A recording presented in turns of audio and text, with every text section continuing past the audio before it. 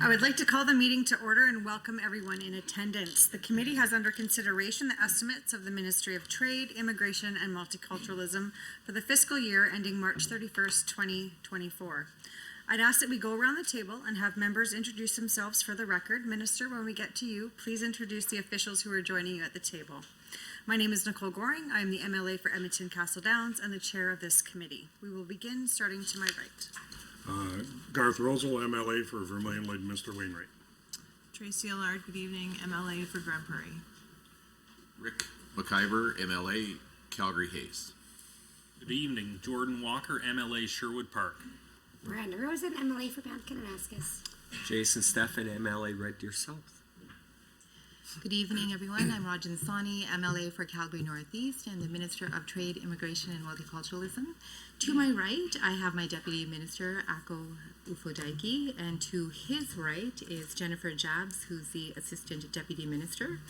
To my left, I have Sonia Johnston, Assistant Deputy Minister of Financial Services, and then to her left is Gosha Sichi Wekla, Assistant Deputy Minister. Good evening, Darren Billis, MLA Edmonton Beverly Clareview. Hello, Christina Gray, MLA for Edmonton Millwoods. Hello, this is Jasper Deal, MLA for Edmonton Meadows. Thank you. I'd like to note the following substitutions for the record. Ms. Rosen for Honorable Armstrong Hominack. A few housekeeping items to address before we turn to the business at hand. Please note that the microphones are operated by the Hansard staff. Committee proceedings are live streamed on the internet and broadcast on Alberta Assembly TV. The audio and video stream and transcripts of meetings can be accessed via the Legislative Assembly website. Members participating remotely are encouraged to turn on your camera while speaking and mute your microphone when not speaking. Remote participants who wish to be placed on a speaker's list are asked to email or message the committee clerk, and members in the room should signal to the chair. Please set your cell phones and other devices to silent for the duration of the meeting. Honorable members, the standing orders set out the process for consideration of the main estimates. A total of 3 hours has been scheduled for consideration of the estimates for the Ministry of Trade, Immigration and Multiculturalism. Standing Order 59.1 sub 6 establishes the speaking rotation and speaking times. In brief, the minister or a member of Executive Council acting on the minister's behalf will have 10 minutes to address the committee. At the conclusion of the minister's comments, a 60-minute speaking block for the official opposition begins, followed by a 20-minute speaking block for independent members, if any, and then a 20-minute speaking block for the government caucus. Individuals may only speak for up to 10 minutes at a time, but speaking time may be combined between the member and the minister. After the speaking times will follow the same rotation of the official opposition, independent members, and the government caucus. The member and the minister may each speak once for a maximum of 5 minutes, or these times may be combined, making it a 10-minute block. If members have any questions regarding the speaking times or the rotation, please send an email or message the committee clerk about the process. With the concurrence of the committee, I will call a 5-minute break near the midpoint of the meeting. However, the 3-hour clock will continue to run. Does anyone oppose to having the break? Seeing none, we will have a 5-minute break. Minister officials may be present and, at the direction of the minister, may address the committee. Ministry officials seated in the gallery, if called upon, have access to a microphone in the gallery area and are asked to please introduce themselves for the record prior to commenting. Pages are available to deliver notes or other materials between the gallery and the table. Attendees in the gallery may not approach the table.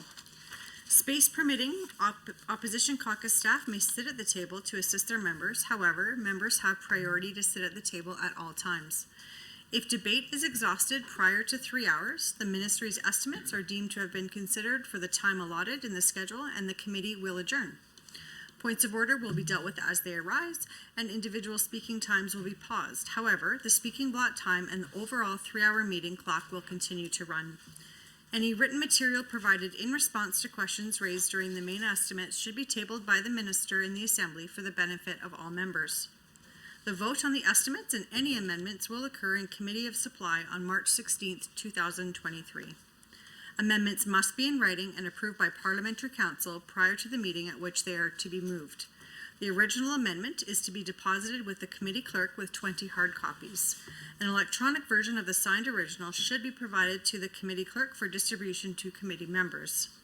Finally, the committee should have the opportunity to hear both questions and answers without interruption during estimate debate. Debate flows through the chair at all times, including instances when speaking time is shared between a member and the minister. I would now like to invite the Minister of Trade, Immigration and Multiculturalism to begin with your opening remarks. You have 10 minutes. Thank you, Madam Chair, and good evening, everyone. I'm pleased to be here today with members of my team to discuss the 2023 budget for Trade, Immigration and Multiculturalism, or TIM. Before I begin, I know I've made some introductions already, but I'll make a few more. I would like to introduce the members of my team who are here with me. Sarah Amiri, my Chief of Staff, and Garrett Kohler, Press Secretary. Also joining me today from TIM, as I had mentioned earlier, are Ako Ufudaiki, my Deputy Minister, Sonia Johnston, Assistant Deputy Minister of Financial Services and Senior Financial Officer, Gosha Sichi-Weklaw, Assistant Deputy Minister for Immigration and Multiculturalism, Jennifer Jabs, Assistant Deputy Minister for International Trade and Investment, Thierry Karubu, Executive Director of Financial Services, and Mara Simmons, the Director of Communications. And from our partner agency, Invest Alberta, Rick Christiansi, Chief Executive Officer, and Jasmine Nuttall, Chief Financial Officer. I will now move into the details of TIM's budget. TIM's consolidated 2023-24 operating expense estimate is $85.9 million, compared to the 2022-23 forecast of $72.5 million. The year-over-year change is primarily due to new funding for multiculturalism programs, more funding for the Alberta Advantage Immigration Program to increase the number of people nominated for permanent residence, and additional funding to expand Alberta's international presence by further promoting trade growth and investment attraction. With this new budget, TIM is helping to secure Alberta's future by strengthening, diversifying, and growing Alberta's economy, positioning Alberta as a top destination private sector, job-creating investment, and pursuing opportunities in the global market. At the same time, we are attracting skilled workers from all over the world to address key labor gaps. And we are providing newcomer language and settlement supports and building welcoming, diverse, and inclusive communities.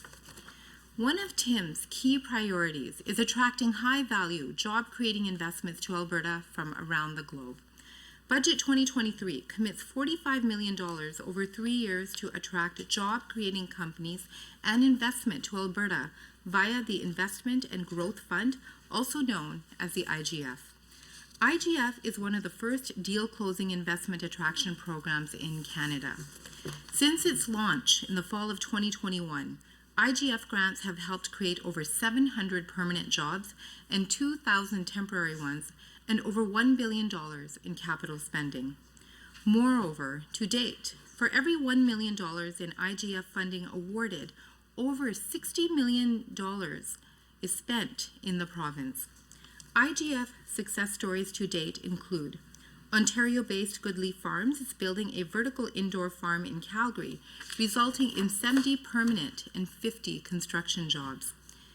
CGC Inc. is building a wallboard manufacturing plant in Wheatland County, resulting in over 100 permanent jobs and approximately 200 construction jobs, with a $210 million capex or company spend into Alberta's economy. Southland Trailers will expand operations and double its production capacity with a new plant in Lethbridge County, creating 253 new permanent and 25 temporary construction jobs.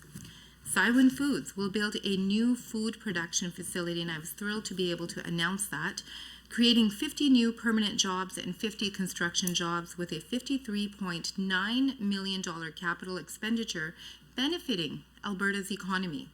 The IGF kept Cywin Foods in Alberta when they were being courted by other jurisdictions. Aplexus Technologies is Alberta's latest IGF success story. The global technology services firm will establish its Canadian headquarters in Calgary, creating 125 new permanent jobs. IGF is modeled on other successful investment attraction programs, but tailored to meet Alberta's unique needs.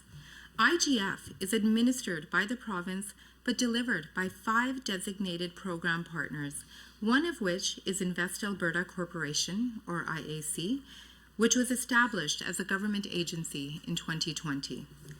Budget 2023 allocates $17.3 million in 2023-24 to support IAC's operations and strategic mandate. This funding will enable IAC to pursue high-quality investment opportunities for Alberta and promote it as the best place to invest, work, and live. After only 2 years, the IAC is seeing strong results, including helping investors outside of Alberta commit to injecting over $20 billion into Alberta's economy. Another important program for TIM is its Alberta Export Expansion Program, otherwise known as EAP. Budget 2023 will invest $3 million over 3 years into this program, a program that provides export-ready Alberta companies and non-profit organizations with funding to explore new international markets, meet buyers, or bring buyers to Alberta to help get their products to new markets. Now let's move on to the immigration portfolio. While attracting job-creating investment to Alberta is critical to our long-term economic success, so is the ability to fill key labor shortages. This is particularly important as our economy continues to grow. While we added a total of 61,600 new jobs in December of 2022 and January of this year, there are still around 100,000 vacancies and a forecasted shortage of over 33,000 workers by 2025 across many occupations, skill levels, and sectors. In short, Alberta must attract more skilled workers. One of the ways we are doing this is through economic immigration programs such as the Alberta Advantage Immigration Program, or AAIP. The AAIP provides pathways for employers to retain workers with the skills they need in key sectors such as healthcare, construction, technology, agriculture, tourism, hospitality, and more. Budget 2023 includes $21 million over 3 years to expand AAIP's ability to accept an increase in eligible applicants. This is great news for the province of Alberta. In 2023, the federal government granted Alberta a 50% increase from its 2022 allocation, so now we are at 9,750 in terms of allocations. Another increase in 2024 of 10,140, and a further increase for 2025, just shy of 11,000 allocations. While attraction is an important part of our labor strategy, so is helping newcomers after they've arrived. To help newcomers successfully settle and integrate, TIM funds organizations that deliver settlement and language programs. Budget 2023 will commit $50.3 million over 3 years for settlement and integration initiatives, international qualification recognition support, and responses to emerging issues and newcomer needs. As we continue to draw people from across the world, it is critical that we promote the benefit and value of multiculturalism and diversity. Alberta's diversity is a key strength, which is why Budget 2023 allocates $8 million over 3 years to support more effective engagement with ethno-cultural communities. This funding will help organizations promote cross-cultural knowledge and understanding, celebrate and support cultural diversity, address racism and intolerance and discrimination, and help build even more inclusive communities. Leading efforts to combat racism is the Alberta Anti-Racism Advisory Council, whose recommendations guided the Alberta Anti-Racism Action Plan.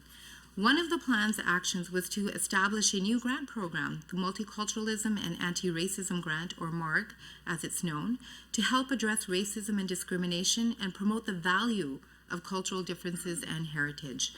Budget 2023 will provide $500,000 per year over 3 years to support MARG. This program allows community groups to apply for funding for up to $30,000 for cultural events, festivals, training, workshops, or other projects. This helps organizations to develop their own solutions for addressing racism. A key TIM mandate item is also establishing a Premier's Council on Multiculturalism. Budget 2023 will allocate $100,000 per year over the next 3 years to support the council. Through this council and other initiatives, TIM's goal is to create an even more welcoming and inclusive environment for people from all cultures. Thank you, Minister. For the hour that follows, members of the official opposition and the minister may speak. Honorable members, you will be able to see the timer for the speaking block both in the committee room and on Microsoft Teams. Member Billis, would you like to combine your time with the ministers? Yes, please. Minister? Yes. Thank you. Go ahead. Great. Thank you, and thank you to the minister for being here, and to your staff. I used to brag about EDT having the best staff in the GOA. Now they're spread out between five ministries, so you have a fifth of those incredible staff. That's not to say that the others aren't incredible also. But no, I really appreciate you sharing time, and I'll commend you for that, because I think we can have a much more fulsome discussion on the line items. As I say at the start of all estimates, this is not question period. I'm not looking for a zinger or to get you, Minister. This is the opposition asking questions on behalf of Albertans on how you plan to spend your budget. And so the further we can drill down, the better. With that, I'm going to start with the Alberta Export Expansion Program. And again, I will thank you, Minister, for taking a different approach than some of your colleagues and some of the actions of the government when you first formed government in 2019, where programs were cancelled simply because they came in under the former government. What I like to see is that good policy, good programs will continue regardless of who introduced them. And I'm sure that you've heard this from the private sector, as have I, that entrepreneurs don't care who's in government. They just want good programs, and they want a government that's going to support them. So with the Export Expansion Program, we were very proud to introduce that. It did serve Alberta companies incredibly well. And so if you can just talk a little bit about, and I'm happy to hear, I understand this isn't public accounts, but I'm happy for you to share some success stories. And if you can break down the funding as far as the companies. I know you have your performance metric. Your target is 200 companies this year. Can you talk a little bit about the program itself? So how much can companies receive? Is it still for travel, hotel, food, etc., to make it more accessible for companies to access new markets? Or have the parameters around the program or the use of the dollars, have they changed, or how is the program working today? Hey, all right. Well, first of all, let me begin by saying thank you for your compliments for my very capable staff. It's been a short time, but it's been a good time. I can definitely say that, and thank you to all of you who are joining me today. And I do appreciate your comments about programs being kept and being promoted as well. If it's a good program, it shouldn't matter what government is in place. And I come from the private sector, and you're absolutely right. I will agree that the private sector doesn't care. They are looking for good public policy, and they are looking for a competitive jurisdiction. I will also acknowledge the fact that this program was initiated in 2016 when you were the minister, I believe, at that time. And we have actually found that we've had good success. Now, sometimes these programs do take time before they take off, and I think the budget allocation at that time was a little bit higher than what the uptake was. So right now, I am pleased to announce that we are allocating $1 million per year for the next 3 years for this program, and we have seen significant uptake in recent years. And just to answer your question in terms of what this program is all about, it's about supporting small and medium-sized enterprises, so SMEs, municipalities, industry associations, Indigenous communities, and economic development organizations to promote Alberta exports through outbound international business travel and incoming buying expeditions. So essentially, the program is similar to what it was in 2016. It's providing funding to help cover eligible travel, exhibition and trade show costs for Alberta businesses and nonprofits targeting foreign markets or bringing potential buyers to Alberta. And in terms of success stories, let me just, read a testimonial for some EAP participants, and this should make you happy, Member Billis. EAP is a fantastic and essential tool for small businesses like ours. With the help of the Government of Alberta, our company was able to enter Central East Asia, Middle East, and European markets. As a direct result of the assistance provided to us through this grant, our company is expecting to generate over $200,000 in new international profits by the end of 2023. That was by CardGeo Inc. I've got a couple of other success stories here as well. Happy to share them, but I think I've covered this program. No, that's wonderful. And if I can, Minister, you talked about also expeditions or trade missions that are coming into Alberta. What is the process for a company to apply and then successfully get a grant for an incoming trade mission? Is there a maximum or a cap on that? And the last question I'll put in this little block is, we initially had a collar on the program which only allowed companies to go into a market once, and realized very quickly that a market like the US, for example, is so large that the same company could go in multiple times, and we had incredible successes. So Kalea Carrington is the CEO of Absolute Combustion, and they are doing phenomenally well globally, but attribute a lot of that success back to the program. So can a single company receive supports on multiple outbound missions? Okay, so those are very good questions. I may not have all of those answers for you at this point. I know that when trade missions do come to the province, we have significant resources available at our disposal, including Invest Alberta, who will certainly intervene to provide that concierge service and talk about the programs that are available. In terms of whether applicants can apply more than once, team? Yes, they can. Okay. Yes, they can. And that makes sense, right? Because when you're going to, like you said, markets like the United States or other international markets, sometimes one visit doesn't suffice. And that's the purpose of this program, to ensure that individuals who have organizations here can actually establish themselves in a particular marketplace. Wonderful. And is the program still based on receipts getting reimbursed for their outbound missions? Yes, that is correct. So it's the same as it was before. A successful for-profit applicant will be reimbursed for up to 50% of the eligible costs, but for non-profit applicants, they will get up to 75%. Yeah, wonderful.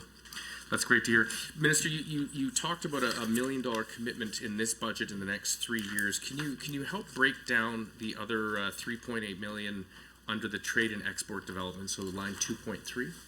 Sure.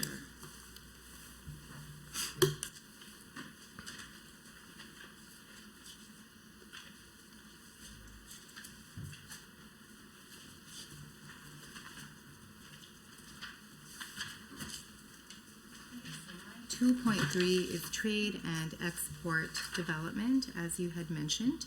So the majority of that is actually for salaries, wages, and benefits. So the EAP program is under investment attraction, so that would be under 2.2. And so 2.3 is $3 million for staffing costs to lead trade and export development in 5 key regions. 1.8 million is funding for trade missions, so for market intelligence, pathfinding, and client relationship management.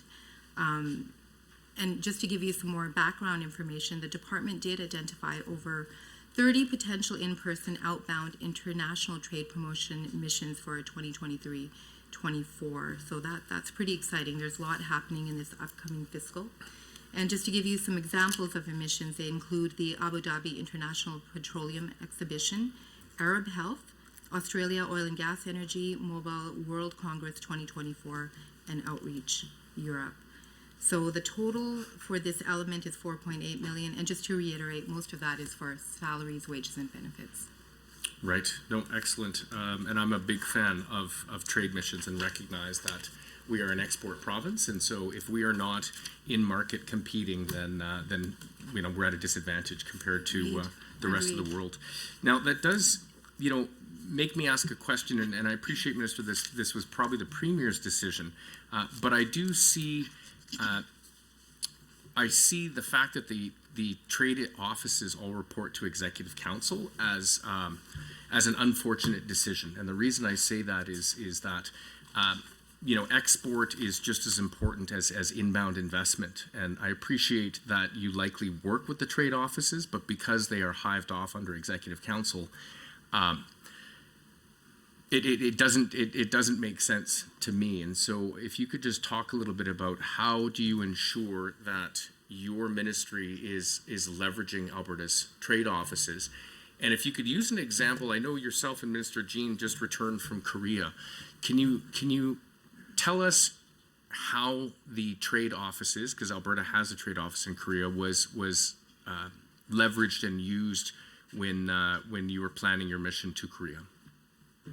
Yes, would be very happy to answer those series of questions. I'm not necessarily in agreement with your characterization of, the offices moving to Executive Council as being detrimental to the work that we're doing. We do work very closely with the Alberta International offices, and the rationale for moving them was actually quite sound, because those offices do more than just attract investment into Alberta. They also undertake policy advocacy, trade promotion, attracting international talent and labor. Everybody's heard of our Alberta's Calling campaign. So the international offices do a little bit more than just that investment attraction piece.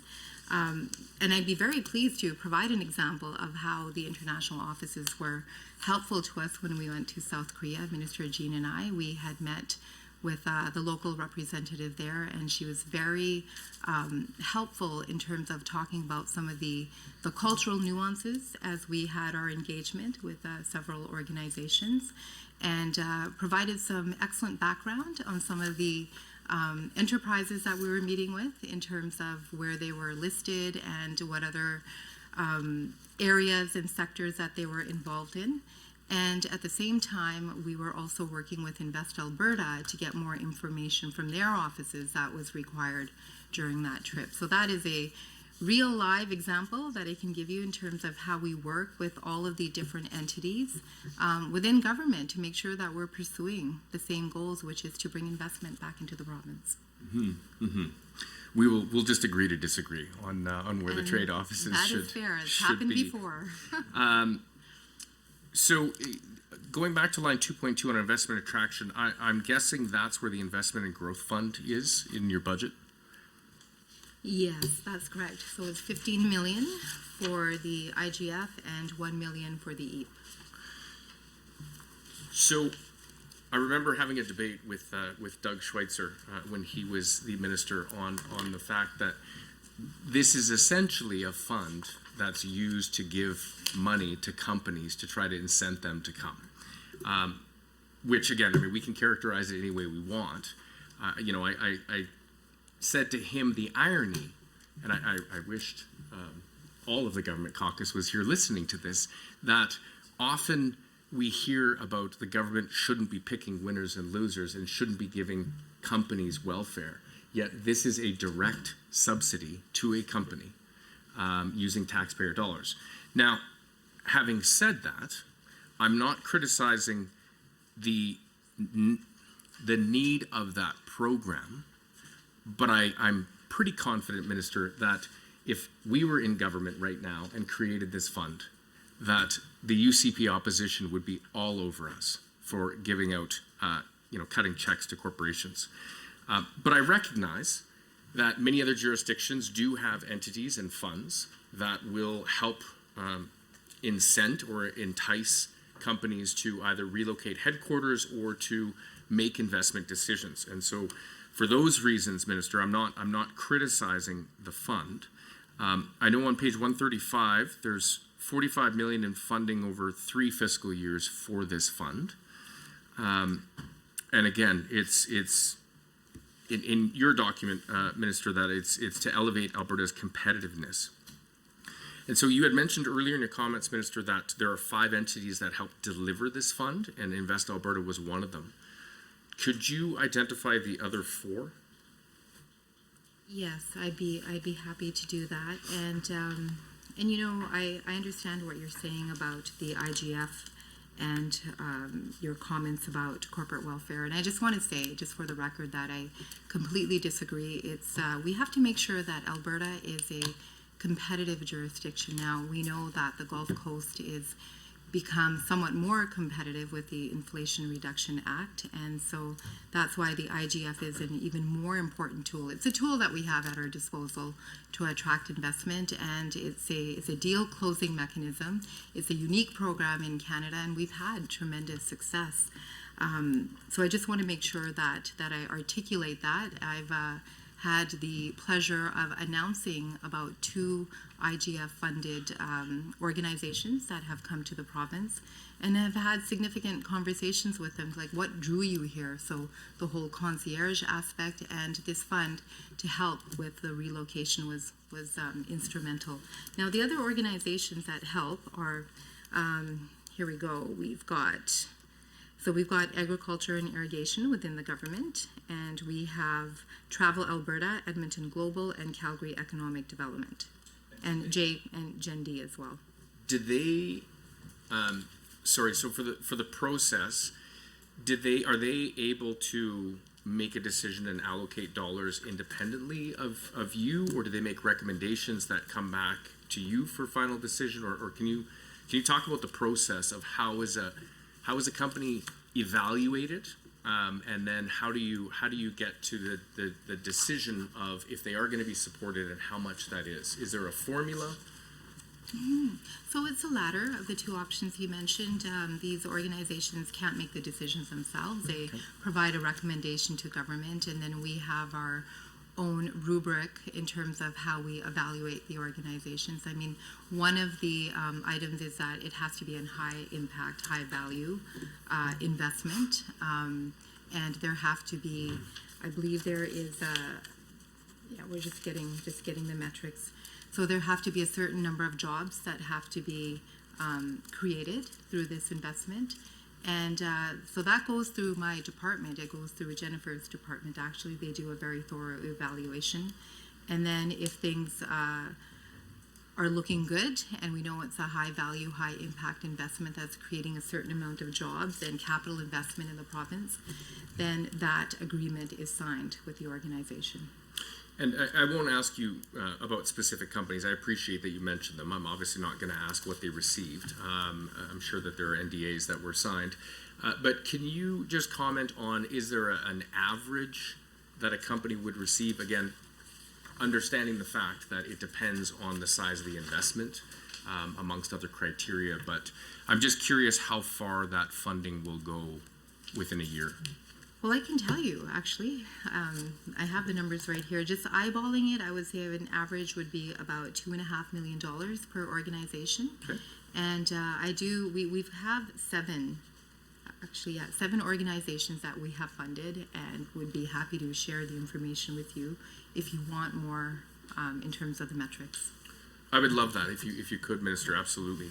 If you're able to share those metrics and appreciate that. And you know, again, in other estimates, I quoted Peter Drucker saying, you can't manage things you don't measure. And of course, if we don't have those very clear metrics, then it's very difficult to assess whether a program is being successful and delivering the outcomes that you want it to. And so, again, I appreciate, Minister, that, and maybe it's your private sector background, but that you're driven by those metrics, and that there's a rubric, and so there's really a clear playing field with rules on how companies are going to be evaluated, and it's not left up to your gut or some other form of measurement.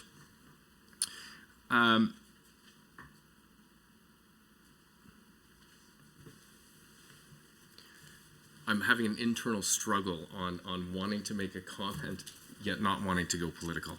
But just on the fact that when the well, and I will do this respectfully, of course, but no, I appreciate, again, the purpose of the fund, and that there are other jurisdictions that have funds like this, and I know from being in your position, Minister, that companies want not only the concierge service, which again was the reason that we created Invest Alberta, that was within the department, and then your government spun it out, and I've said this on the record, that I wholeheartedly agree that Invest Alberta should have been spun out of government and be an arm's length organization. So I appreciate that. But this little nagging voice tells me that when the corporate tax rate was dropped from 12% to 8% over and over and over again, it was touted as, no, but Minister, here's the issue. It was touted as, this is what is needed for Alberta to be competitive. This will attract companies. This will draw companies from Ontario to headquarter in Calgary. And I appreciate Jason Kenney's no longer the premier, but he talked over and over about that. So if the corporate tax rate is working, and that was the reason that it was reduced, then this fund shouldn't be needed, according to that logic. Well, I will respond to that, and I'll say that, to be competitive with other jurisdictions that are very similar to Alberta, like let's look at some places south of the border, their corporate tax rates are much lower, and in order to compete with them for that business, we needed to make that particular decision. And those jurisdictions also have these kinds of programs that are analogous to the IGF. And again, if we're going to draw investment and we're going to compete on a level playing field, we have to make sure that we're at least providing some analogous programs. So I think Alberta's situation is most definitely unique because we are competing with jurisdictions like Texas and others south of the border. And these kinds of measures were necessary to be competitive. And just to draw back a little bit on my private sector experience, I know that, and this is an oft-told story, but I was in those rooms with the AER and CAP and other large organizations from the oil and gas industry when the climate policy was announced by the previous government and the carbon tax was implemented. And in front of my eyes, I can tell you there were companies who were saying that, we are going to shut our doors because we can make more money just across the border. So that's a reality. When people are making capital decisions, investment decisions, they're going to look at rate of return. And rate of return encompasses all elements of the fiscal regime. So I will, stand by the fact that reducing the corporate tax rate was an incredibly it was the right thing to do, definitely, to attract investment. And this particular fund has demonstrated a lot of success as well. Right, so I'm just going to read a few items here. So as of February 15th of this year, just so this information is out there as well, we had 7 IGF grants that have been fully executed with project build-out ranging from 3 to 5 years. So that in itself is exceptional. 5.5 million of IGF funding supported, I mentioned this in my opening comments, about $52 million in cumulative value of capital investment in the province that would not have otherwise come here. There were other jurisdictions that were courting these companies. Okay, I'm going to move on to Invest Alberta. Again, we'll just agree to disagree. That, again, the rationale behind lowering the corporate taxes was so that that type of grant wasn't needed. But moving on to Invest, and I see that the CEO of Invest Alberta is here, and so I think that's wonderful to be able to hear directly. Obviously, that's your decision, Minister. So in this current budget, the FTEs were more than doubled from 20 staff last year, I believe it was, up to 50 this year, and the budget continues with that 50. And so I'm curious to know, with the increase in staffing, what projects the increase has accomplished. If we can get a breakdown of an overview of the jobs, like how many FTEs are in Invest Alberta. If you or the CEO can also talk about, sorry, I've got my notes on multiple pages.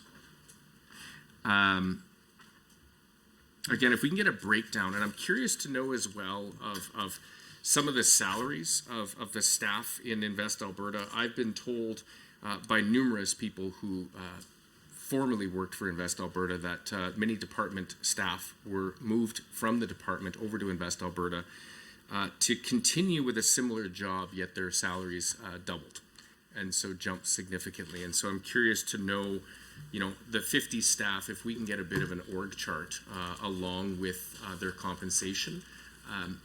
Again, because this is a Crown Corporation and it's paid by taxpayer dollars, I think that question is a fair question. Yeah, I think there are many fair questions that can be posed when we're talking about Crown corporations, but I would caution against using stories, hearsay, things that you've heard from a friend, you heard from somebody, because you know, everybody has a perspective and an opinion, and so unless there's something that's fully substantiated, you have something in writing, you have a legitimate claim that you want to bring forward, it's really difficult to answer some of these questions that you mentioned regarding anecdotes. But happy to talk about the staffing, and I will invite Rick to come up and say a few words as well.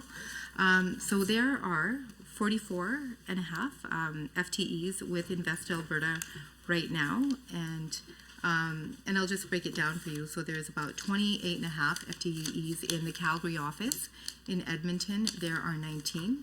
In BC and Ontario, we have 1 FTE respectively. Salaries, I do believe, are in their financial statements, at least for the CEO and the C-suite individuals, so you can definitely see some information there. The total salary component for the 50 staff members is $5.8 million, which is an average of about less than $120,000 per FTE. So I think I've answered your question, and you know, I will invite Rick to come up and say a few words, if you could as well, just to substantiate some of these numbers and the information. Thank you, Minister. Rick Christian. I want to make sure that there's a good understanding around how we think about how we add FTEs, because that's an important criteria. We want to make sure that as we add members, or as we that we have both increased capacity to the organization in terms of expanded Invest Alberta's ability to operate in markets, possessing favorable investment clients. We look at making sure that we hire talented people, both from within current government and from outside. We started 3 years ago, and so we have evolved from the numbers that were quoted earlier to a point where we are at our FTE count. Our strategy involves being nimble and agile so we can rapidly adapt to the market and move forward. We have made sure that in our 7 key sectors that we have sector experts, so that as inquiries come in and as we reach out to companies around North America and the world, that we can move forward. Have to recognize that FDI is a fiercely competitive space, and our people are critical to telling the Alberta story. At the end of the day, it's relationships that will advance people to move forward. To give you some comparisons, Quebec has 300 people doing the same job. BC and Saskatchewan are at higher numbers than we are. And so the budget for Quebec is $159 million. The budget for some of the provinces that are close to us are also significantly higher than what we're working with. So, I'm sorry, I have a whole suite of questions all around Invest Alberta, if I could. Sure. And so apologize for interrupting you, Rick. Do you have what proportion of your budget? So when I look, you know, at the 17 million this year, almost 6 million for salaries. What's the proportion of the budget for administration in general? Do you have that number? how would you define administration? Just so we're talking the same numbers. So let's flip this around. I mean, how much of the budget is spent on again, you know, investment attraction, be it materials that's separate from admin staff, how much is spent on programming? Honestly, if you could do, if you can break down the 17 million beyond the 5.8 salaries, that would be wonderful. Absolutely. So program delivery costs are about $5.5 million. And then the staffing costs would make up the rest. So that would be a high-level breakdown of those numbers. Okay. Thank you. So last year we noticed that there was some concerns regarding a significantly high turnover over at Invest Alberta. Now, I've noticed that about 20% of positions are still vacant or unfilled. Can you talk just briefly about your hiring and retention strategies?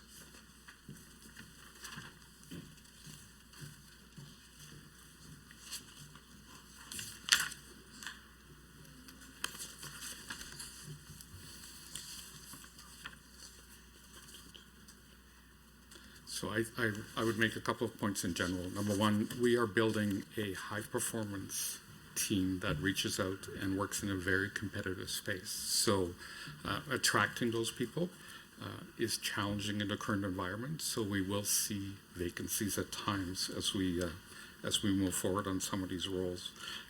As an overall objective, we are working very hard at making sure that we retain the people that we hire. We are spending resources on making sure they are trained and they are supported, and we will continue to work on taking the headcount down. But the reality is this is still an organization that is in its early years formation, and there will be a bit of turnover as we get absolutely to the point where we get move forward. Great. Thanks for that. So I just want to talk a little bit about expenses. So expenses for yourself as CEO was about $74,000 in the period between October and December of 2022. I appreciate that's backward looking. The question is, what can we expect your travel expenses to look like in 23-24? It's a question that gets raised. So let me take a step back for a moment and just chat mandate. Sure. Our role is to attract investment from around the world. And the reality is that when we're meeting with CEOs or C-suite level executives, we have to go out and go into the markets and actually chat with them in their locations. And so we are very proud of the work that we've done attracting investment from places like Ireland and India that traditionally Alberta has not been a strong player in. And so we look at both data like what's the flow of outgoing FDI, what's the market size, are there presence of clusters, pre-existing relationships that determine where the markets are that we want to focus on and we want to pre-deliver on. For any travel that happens, we want to make sure that there are outcomes set in advance and that we make sure that we deliver on that. And I'm going to ask Jasmine, our CFO, to just come up and walk you through the process in a little bit greater detail. Sure. Please don't go too far. I got lots more questions. That's perfect. Name is Jasmine Nuthall with Invest Alberta. So to answer your question, I believe it was about the CEO travel, correct? His travel allocated for the 2024 fiscal is actually $150,000. But within that portion, when we look at the trips that we're taking, so we have a pretty robust pre-approval process where anyone who travels, including the CEO, has to clearly document where they're going, what are the objectives, how many meetings, who they're going to be meeting with, and what are the outcomes achieved from that particular travel. When they get back, there's also a post report that now has to be completed as well, capturing the deliverables that were met. We review it, and then within our system, we capture it, allocate it to our CRM, and then we're going to be using that in the upcoming fiscal to evaluate future travel plans as we go out. So to make evidence-based decisions as to where we invest our dollars. I'm just going to interject here. just for a moment. Thank you for that, Jasmine. And certainly these questions that you're posing, Member Billis, I have posed similar questions myself. And I know that Jasmine she was actually employed with the government of Alberta and has very strong background in implementing controls. And so we had a very detailed conversation on how has this organization evolved to adopt these controls so we have more clarity around what our future budget is going to look like and how expenses are going to be approved. And as we went through that process, I'm satisfied that significant progress has been made. And, they're not where they need to be at, but it's a new organization, stood up in 2020, lots of growing pains, and I look forward to having this discussion again a year from now to understand how some of these other additional elements in the control framework will be implemented. The other aspect that I wanted to mention, Rick had talked about reaching out to other jurisdictions that Alberta traditionally has not played in, invested in, or had boots on the ground in. And I have indicated my preference that we take a strong look at the Indo-Pacific. The federal government came out with an Indo-Pacific strategy last year, and I will be undertaking a trade summit later on this year with the Western provinces to talk about how we're going to talk about a concerted, focused, common vision in terms of how we want to develop our own Indo-Pacific strategy. Mm-hmm. So this has been communicated to Invest Alberta to ensure that they are also taking a look at that, and that has to be factored into their budget as well. So I just wanted to make sure that I got those comments in. I know you have more questions. I do, and I appreciate Rick's comments, but I'm not asking about Invest Alberta's market presence for all of the staff. Again, I mean, there are questions around how are we using our international trade offices where we have boots on the ground. I know that there's 30 planned missions that are outgoing this year. I'm talking specifically about the CEO's travel. And so obviously there's a need for the CEO to travel. I'm not trying to argue against that.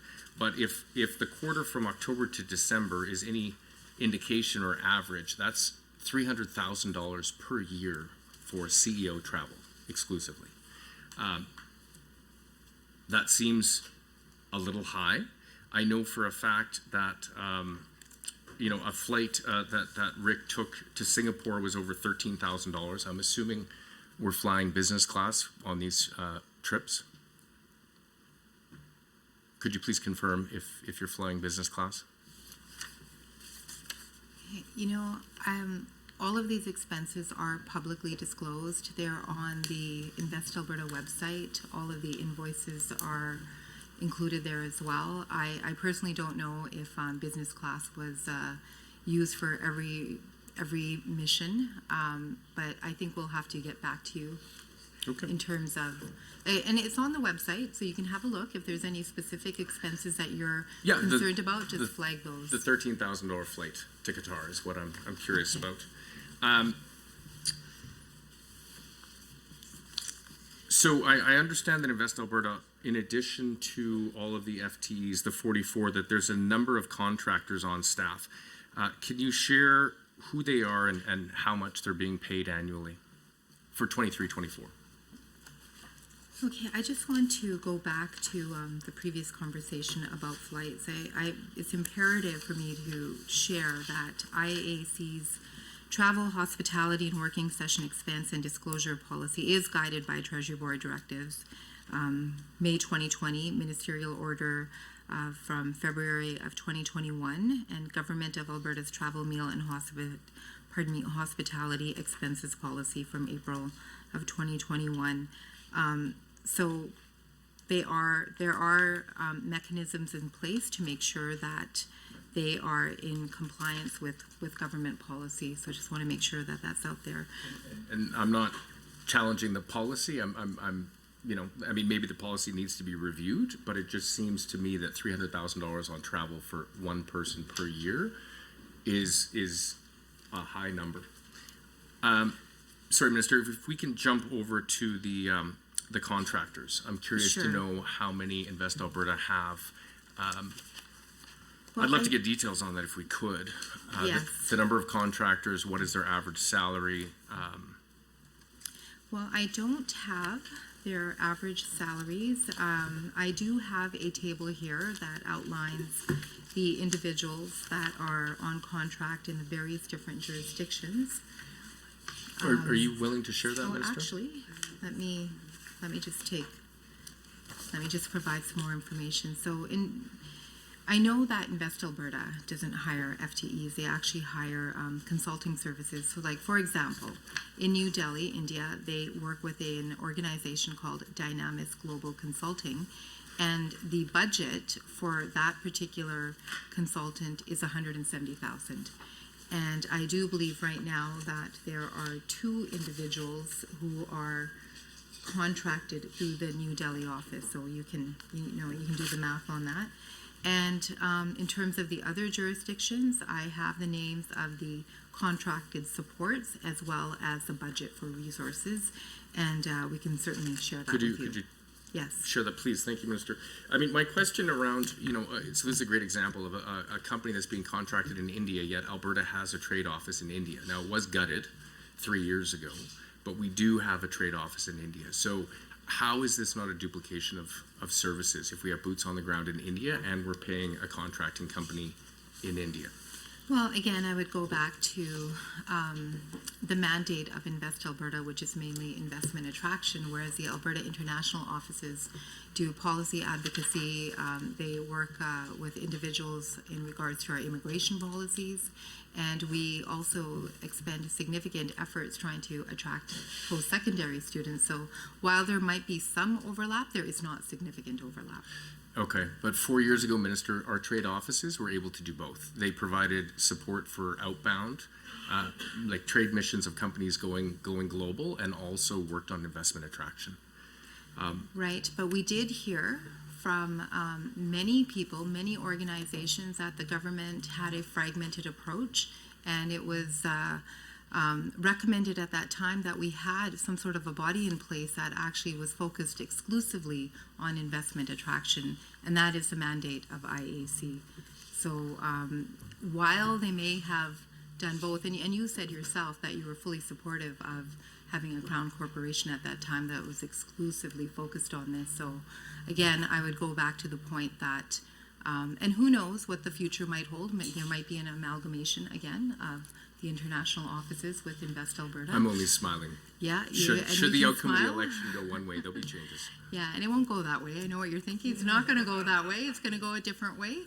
But I think this is going to be a good opportunity to do an assessment to understand, how effectively the Alberta international offices are able to deliver on that mandate of, talking about Alberta's immigration policies, our value proposition, and attracting more post-secondary students. Okay. Minister, with respect, I'm going to keep moving. I have other questions.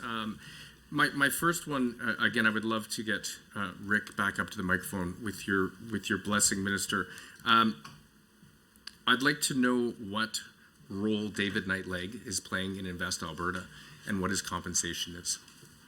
For people listening at home, David Knightleg was the CEO of Invest Alberta, appointed by Jason Kenney. He was then let go, but my sources tell me he's been on the payroll since he was out of the role of CEO.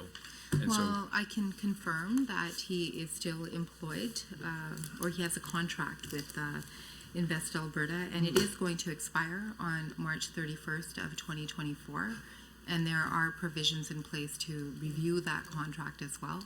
So, like I said, I can confirm that. Can you confirm his salary and what services is he providing to Invest Alberta? Yes. And so I will ask Rick to provide some more information on that.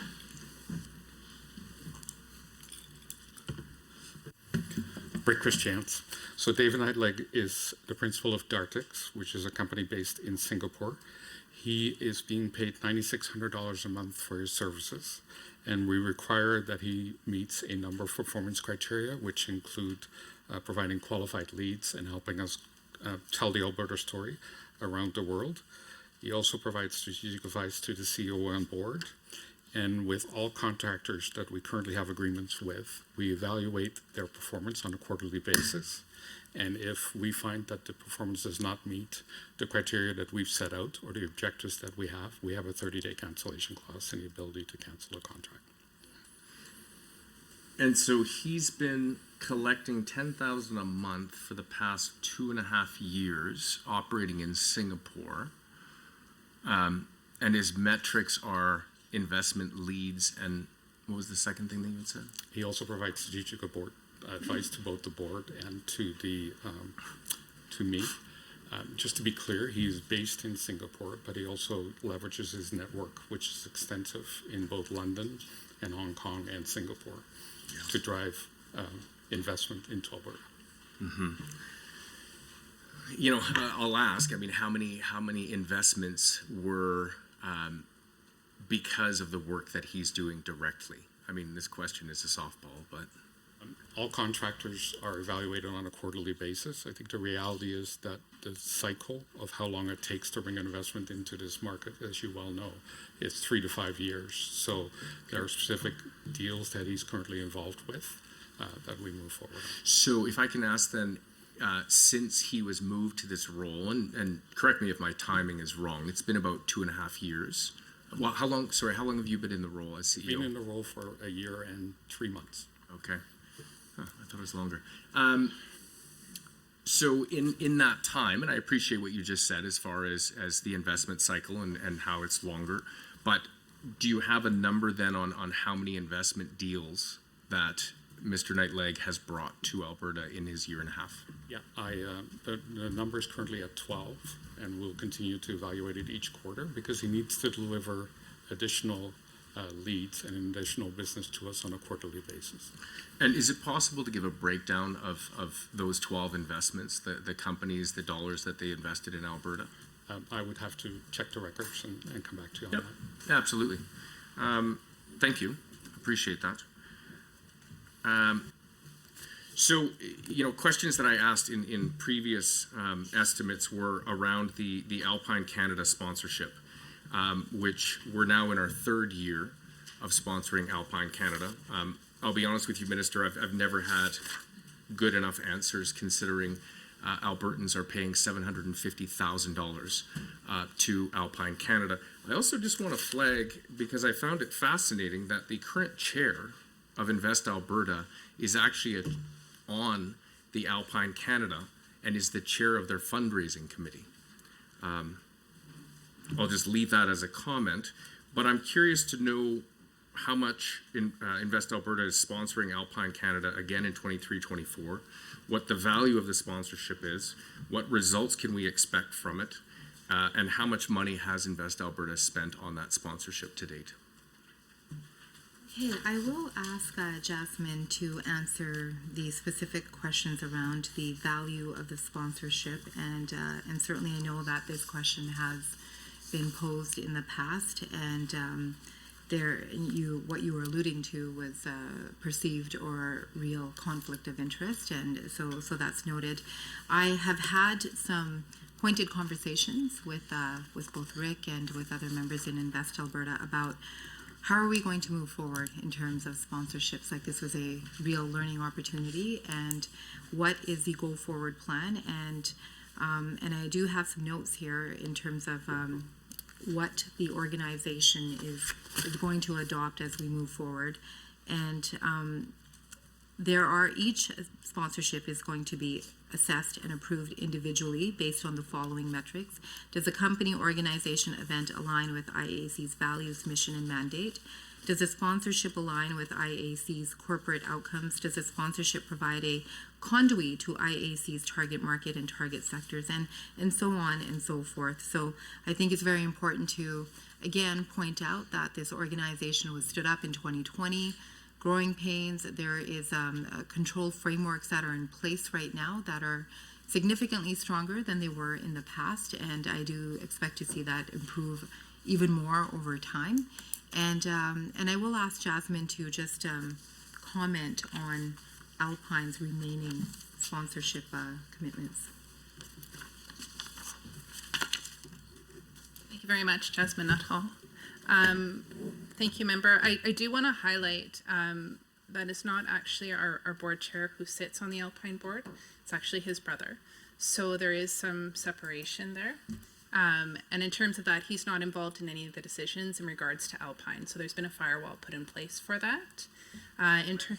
So is he involved in the conversations and just recuses himself for the actual vote? No, he is not involved in the conversation. So at IAC, our board members do adhere to a strict conflict of interest policy, and we have processes and mechanisms in place. So they are recused from not only the decision, but the conversations as well, when a conflict has been declared, real, perceived, or potential. And that's at the board level. In terms of the Alpine sponsorship, as you stated, it is $250,000 a year for 3 years. The sponsorship will terminate March 31st of 2024. Sorry, I had to figure out what year we're in here. This is the last year of This is the last year of that agreement.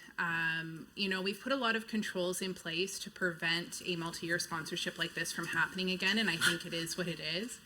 And it's very similar to the travel. We not only have pre-approval, but we're also having post-approval to manage and monitor the outcomes from the sponsorships to determine whether or not they are a value for money for future years. So again, switching to more of an evidence-based decision-making for future years. I'm biting my tongue right now, wanting to make so many comments. No, I appreciate that, Jasmine. Can you talk about, and again, I recognize this is not public accounts, so I won't ask about the last 2 years, but what are your anticipated outcomes from this sponsorship? And quite frankly, I'd be happy to hear that, if it was determined that the sponsorship was a mistake, but you signed a 3-year deal and had to continue forward with it. Happy to hear that acknowledgement, because I can tell you that when I talk to people, that's the optics of this sponsorship. But please, what are the outcomes expected from it for this year? Well, the outcomes for the upcoming fiscal, again, are within the agreement of the sponsorship. And, as I mentioned before, we would not enter into another agreement like this going forward based on the criteria we've set out. Okay. Now, what we're getting out of this, the Alpine Canada events are actually largely attended by a large European delegation.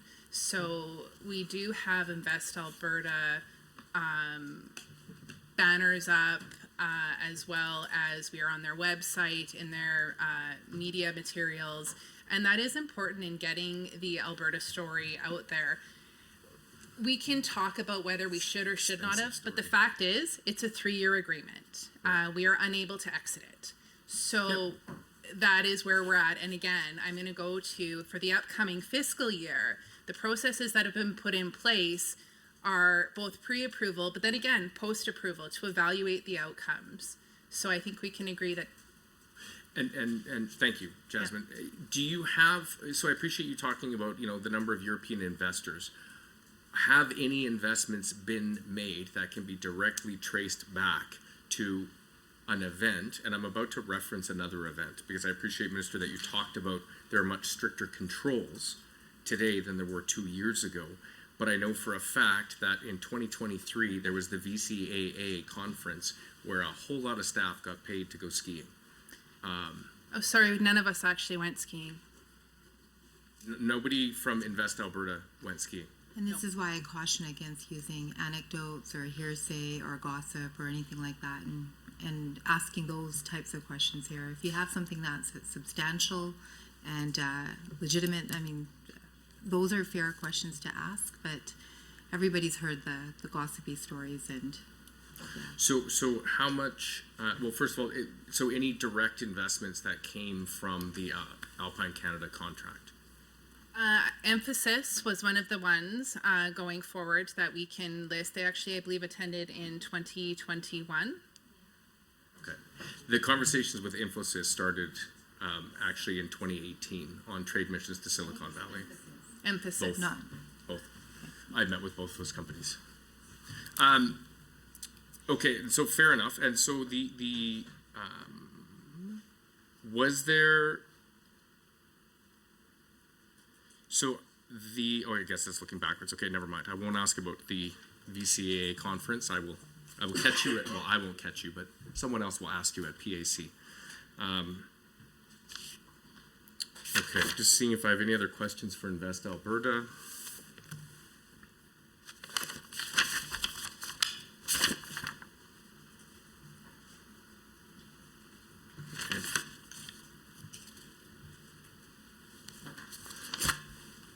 Okay, I think I've exhausted my questions on Invest Alberta for now. So, Minister, I'm going to jump to a different line item in my last 6 minutes. Sure. You have in your ministry estimates, page 217, line 2.2. Actually, it's not 2.2. On your international, it's 2.1, trade policy. You've increased the budget by $3 million, and so I'm curious if you're working on what the $3 million is for. Are you working on any new trade agreements, and why that increase from last year? Yeah, I'm just looking at the chart. I know that there is a slight increase, and it's not related to any additional work. It's mainly supplies and services and some salary, wages, and benefits. Okay.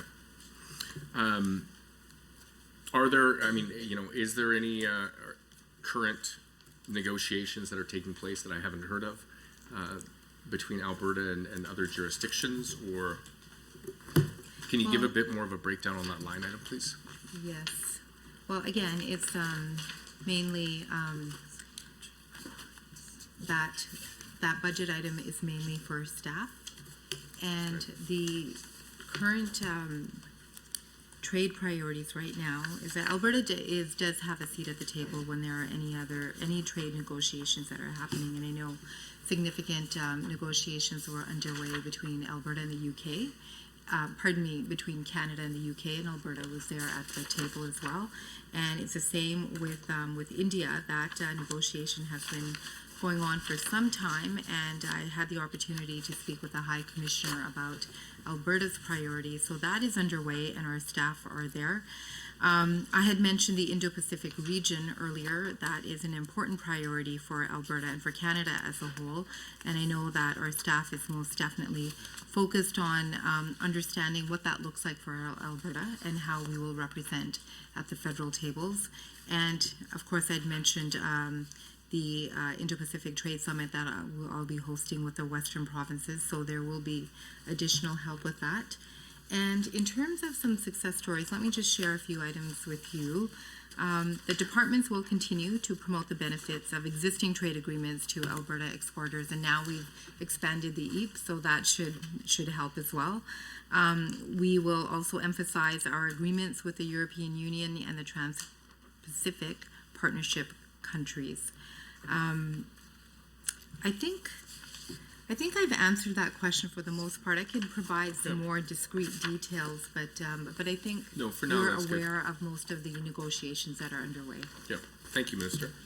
Madam Chair, I'm going to cede the rest of my time to my colleague, the member for Edmonton Woods. Go ahead, member. Thank you very much. Thank you, Minister, and to the department officials who are here. My questions are going to focus around outcome 2 and the portion of the ministry that came from the former Labor and Immigration. And to start with, I'd love to find out a little bit more about the settlement dollars, the settlement and integration initiatives, just because provincial funding in this area is so important, and there's so many amazing settlement agencies that rely on this funding to do their work. And the provincial dollars so often are used to kind of fill in the gaps where the federal programs are not meeting the needs. And so I'm just asking a very, very broad question about the trends you're seeing and any trends you may be seeing from the federal government and what they're doing with their dollars, and how the province is responding to best support this entire area. And I'll just stop with that, and you'll have about 2 minutes before we'll be cut off. Yes, absolutely, and I'm really glad, Member Gray, that you asked this question, because this is a significant area of interest for myself. We know that language supports are more critical now than they've ever been before with the Ukrainian temporary residents. We have over 24,000, I believe, in the province right now. And we have a number of Afghan refugees and Syrian refugees and refugees from other parts of the world. So we do have $9 million allocated to newcomer integration, and that includes the ASIP grants, which are the SILP and the SNI grants. And I'm sensitive to your comment around the fact that we have some amazing organizations within our province that provide these services, and I won't have enough time to get into the particulars about my desire to make sure that we expand these services and provide more diversity in the offering of these services, because quite frankly the face of Alberta is changing rapidly, and we still have newcomers who have been in this province for years, often even a decade, who aren't even aware that these services are available. Now, I do want to touch very quickly on some of my conversations with my federal counterpart. I was at the FMRI in Halifax last week, and one of the items that I had brought forward is that there should be some measure of devolution of these support services to the provinces and territories, because again it goes back to the fact that each PT has their local unique needs, and we can be more responsive and agile if we have more control over some of these settlement funds. And I did put that to the minister, Minister Sean Fraser. He wasn't necessarily as enthusiastic about it as I was, as you can imagine. But because I have held the social services portfolio, I have a lot to say on this matter. Thank you. That concludes the first portion of questions from the official opposition. As there are no independent members present, we will now move to the government caucus for 20 minutes of questions from the members. Member Stefan, would you like to combine your time with the ministers? If the minister is agreeable, I'd love to combine our time. Wonderful, Minister, and I appreciate actually the question by Member Gray, because I want to talk a little bit more about it. And in particular, key objective 2.1 of the business plan, which says the ministry delivers newcomer programming to international talent can put their skills to work in Alberta, including by ensuring new Albertans have access to language and settlement services. And Minister, I've become increasingly aware that the face of Alberta really is changing, and that's a wonderful thing. I see so many, even in Red Deer, which typically the larger centers, Calgary and Edmonton, often receive a disproportionate higher percentage of newcomers coming to Canada. But in Red Deer, I just talked about it yesterday in a member statement. I went to a French immersion school and I saw all these students there, and I just felt prompted to ask, how many of them moved here from another country, and about half the gym stood up, and that was amazing to me. It was amazing that the rest of the people in the gym all started applauding and clapping for these young men and women who, because it's kind of scary leaving your home, coming to a new land and seeking a better life. But I have a lot of respect and admiration for the courage and the character that it takes. And they come here because there is such great freedom and prosperity in Alberta. We're seeing record number of international newcomers coming to Alberta, and that's such a wonderful thing they have to offer. So, we have this great prosperity, this great freedom, and, opportunity for families coming in. And certainly ESL, as you mentioned, is a really important need. We have newcomers with great skills and talents that, and as they become more proficient in the language, that just allows them to become more self-reliant and, for their families, and provide and serve in our communities. Could you just share some examples of some of the newcomer programming and settlement services that you have provided through the ministry? Love to give you the opportunity to expand on it. I know you didn't have as much time with Member Gray's excellent question. I'd like to give you a bit more time to to talk about that, and in particular talk about ESL. That's such a really wonderful, important thing that we can do as a province. Well, thank you, Member Stefan, and certainly I've spent some time in your constituency, and the level of diversity that we are experiencing in the present is obviously unprecedented. And as somebody who was born and raised in Calgary in the early 70s, I won't tell you exactly what year, I'm sure you already know, but I can tell you often I was the only one in many different rooms who was someone from a visible minority background. And so to be able to see the province and our nation today it's very gratifying, and we know that, of course, our country will grow through immigration. We are not we're less than zero population growth, so it's important to create a very welcoming, inclusive, and celebratory environment.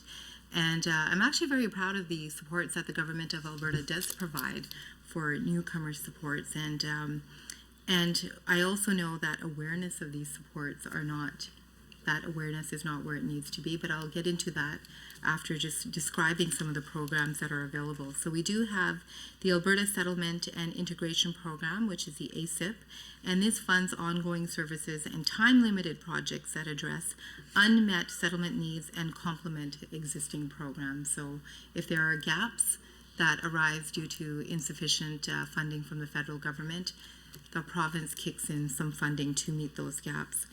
Supports for newcomer integration, S&I grants. They fund ongoing settlement and language services to support newcomers' integration while they live and work in Alberta. And there's 3 specific streams under S&I. There's settlement and community support services. There's language assessment and referral services streams that fund services to provide newcomers again with English language assessment. And English as an additional language, or EAL, drop-in services. This funds alternative, flexible, and short-term English language opportunities. So in essence, there are a number of programs that we have in the ministry that funds settlement services. Great. And just in connection with that, I know you mentioned a desire to increase awareness of these programs. We do have these wonderful resources for newcomers. Sometimes perhaps there's language barriers, and being aware of perhaps some of these opportunities that there are for them to support and love them, as they, get adjusted to our winters and acclimate to some of the new things that they're experiencing. What are we able to do as a government to increase awareness of some of these programs? Okay, so Member Stefan and everybody in this room, I do want to address this in a little bit more detail. And I told this story at FMRI, and Gosha and Akko were there when I was talking about this. So when my father immigrated to Canada in the late 60s, he was the only person in his family out of 5 siblings who had a university education. So he had not 1 degree, but 2 degrees, a BA and a BEd, and he taught when he was in India. So when he came here, like many newcomers, he found it very difficult to get his qualifications assessed. And he tried, but he just couldn't get into the labor force as a teacher. And I remember, and he worked for CPR, very successful man, but I remember he would come home from work and he would stand in front of the sink and just look at his hands. And his hands would be soiled, and he would say, and I asked him, I said, why aren't you just washing your hands? Like, what is this about? And he said, I never thought that I would have dirty hands here in Canada, because he was a farmer back home. He thought that he would be able to realize his dreams of getting into a teaching profession. So years later, when I learned a little bit more about the services that were available, I asked him, I said, why didn't you avail yourself of these services? Like, there was manpower at that time. And he said, I just didn't know. So I come from a very ethnically diverse constituency, and I door knock quite a bit. And this is a story I hear over and over again. Just recently, I was door knocking just last year, and same story. I went to the doorstep of an individual who was a truck driver. When I asked him a little bit more about his background, he revealed that he was an engineer.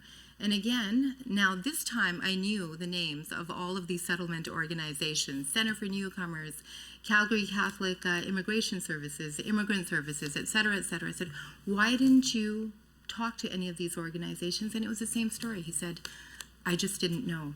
So that's 50 years later, and we still have this issue of newcomers in this country who are here for years or maybe even days or months, and they don't know of the services that are available to them. Now, I know in my binder I have notes that indicate that, you know, these organizations, they can hand out flyers, they advertise on their website, the government of Alberta advertises on its websites, but I will maintain that this is not enough. We need to understand why newcomers are not receiving the information that they need to be able to help them settle more quickly and with more confidence. And through my work in government, extensive work, especially during COVID when I was in the social services portfolio, we really need to engage grassroots organizations. We really need to talk to those individuals who are the community leaders within their own ethno-cultural communities and make sure that they know what supports are available, because this is really word of mouth. So a different approach is required. Like I said, it's been 50 years and we're hearing the same story, and that is something that in this short time I'm very much committed to do, and we have some great ideas underway. And I also think that it's incumbent upon all elected officials as well, as we see more Ukrainian temporary residents come into the province, to make sure that they are fully aware of the supports that are available now and additional supports that will be available in the near future. Those are excellent comments, Minister. Actually, just from personal experience, I had the opportunity to worship on Sunday with members of the Sikh faith.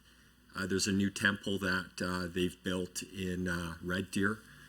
Before, they just used to have temples in Calgary and Edmonton, and it's wonderful for members of the Sikh faith to have that opportunity to gather and worship together. That's such a great thing for their community, and one of the things that I appreciated the opportunity to worship with these families and could feel their love and desire to worship. And just to express the desire, as elected servants, we are their servants. And I think it is good to make sure that there is awareness, and certainly there's great leaders of different ethnic groups in our communities wherever we serve.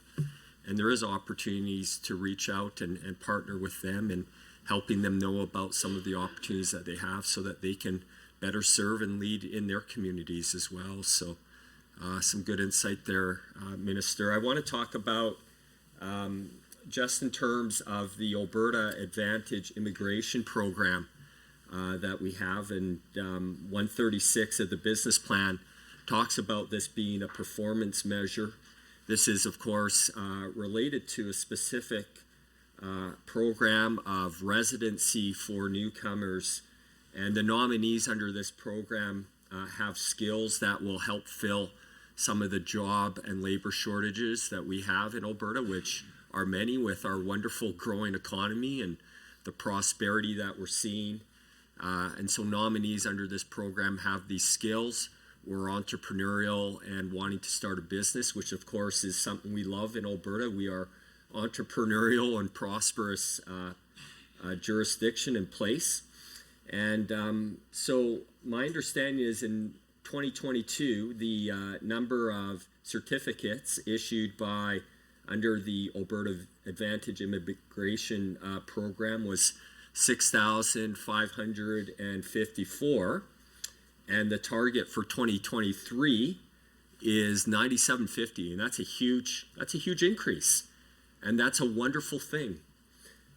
So my understanding is that this target was recently confirmed in a news release, identifying that the federal government has granted and partnered with Alberta in these nominations. And I'd like to ask what your ministry is doing to ensure that the federal government expands the number of immigrants accepted under this program, and in connection with that, how will your department meet the increased target in provincial nominees?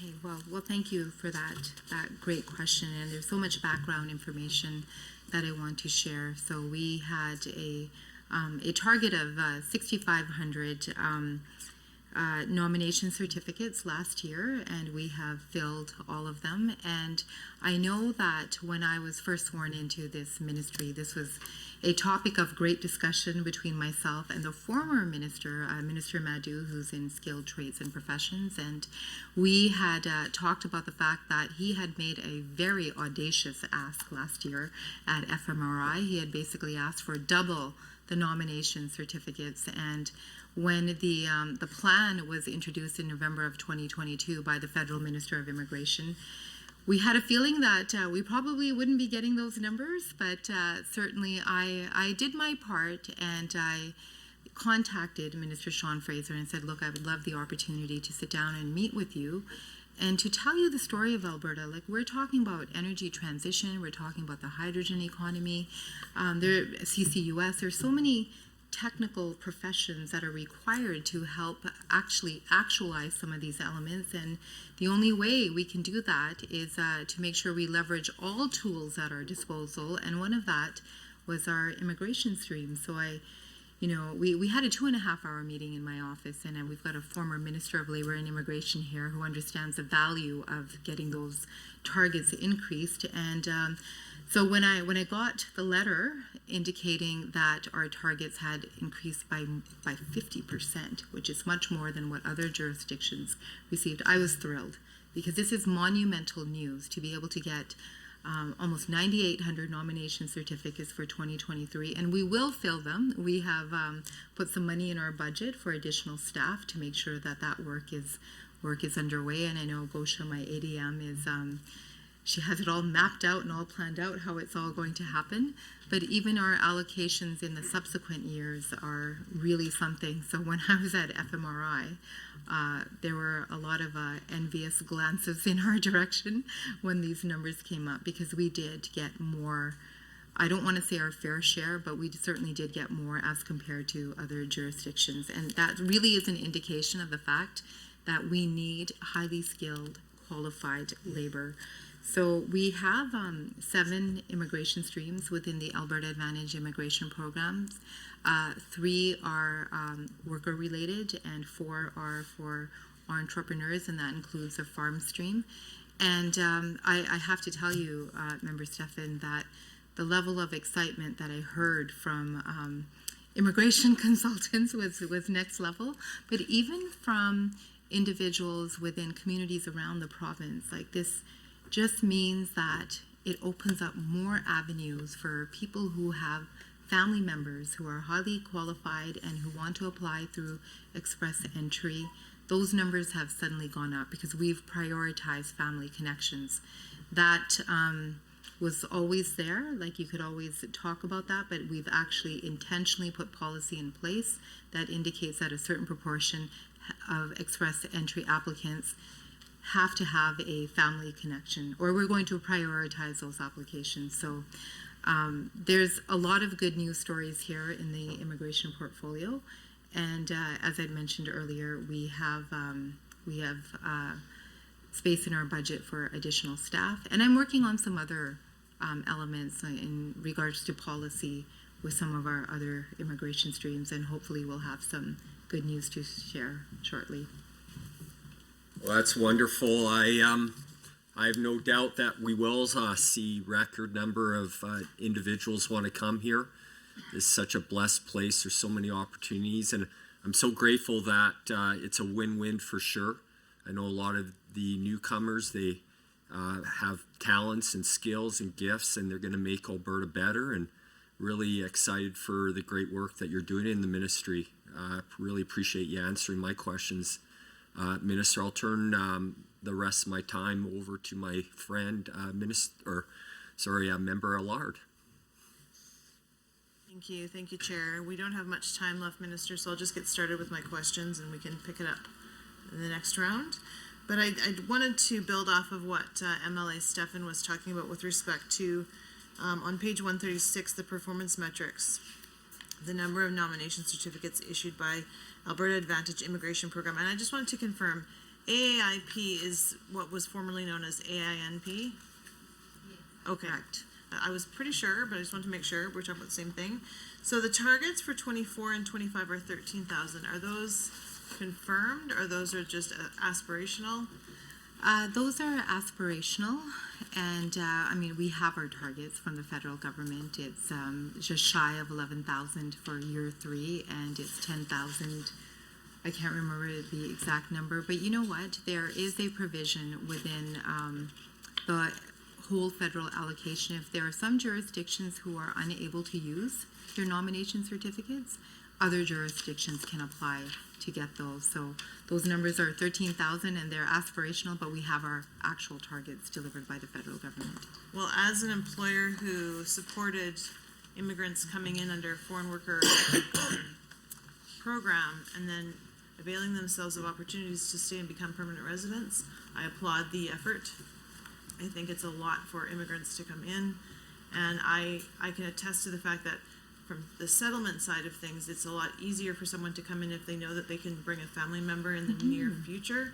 It's heartbreaking to see moms leave their kids for 5 and 10 years, and so I just applaud you for that through the chair. We don't have much time left. I will ask one more question.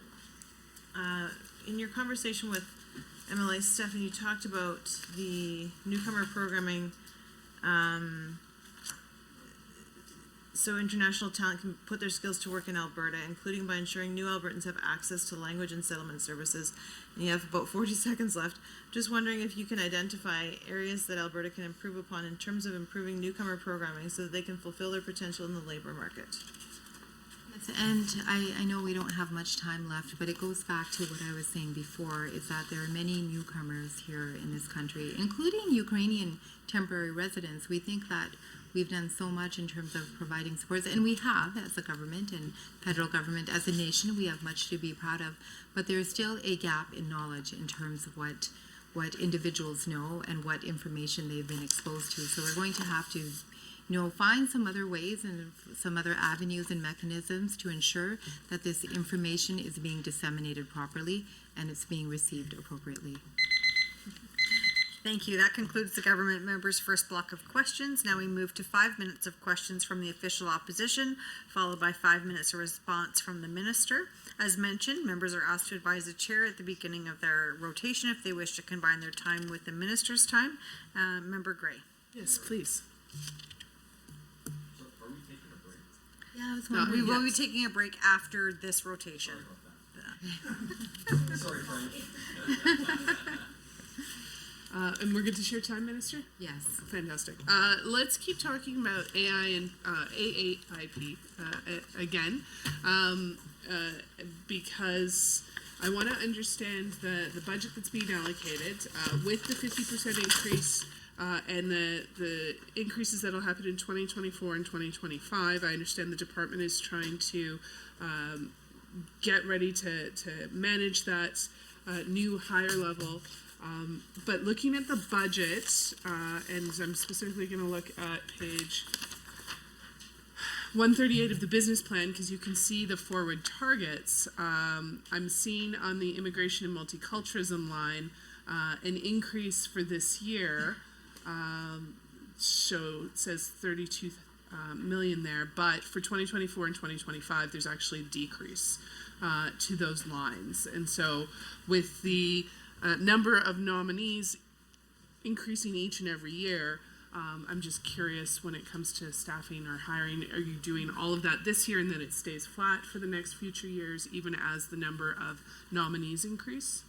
So for the immigration and multiculturalism line is collapsed, but if you divide it out, if you're looking at newcomer supports only, that should be fairly flat for the 3 years. Okay. The multiculturalism component is going to go down in subsequent years, and that's because of the Ukrainian supports, right? They are going to be funded this year and a little bit next year. And so that's why you see that total budget number going down. It's because of the multiculturalism component. Thank you very much for that. Okay, so that's going to stay flat, and that's helpful.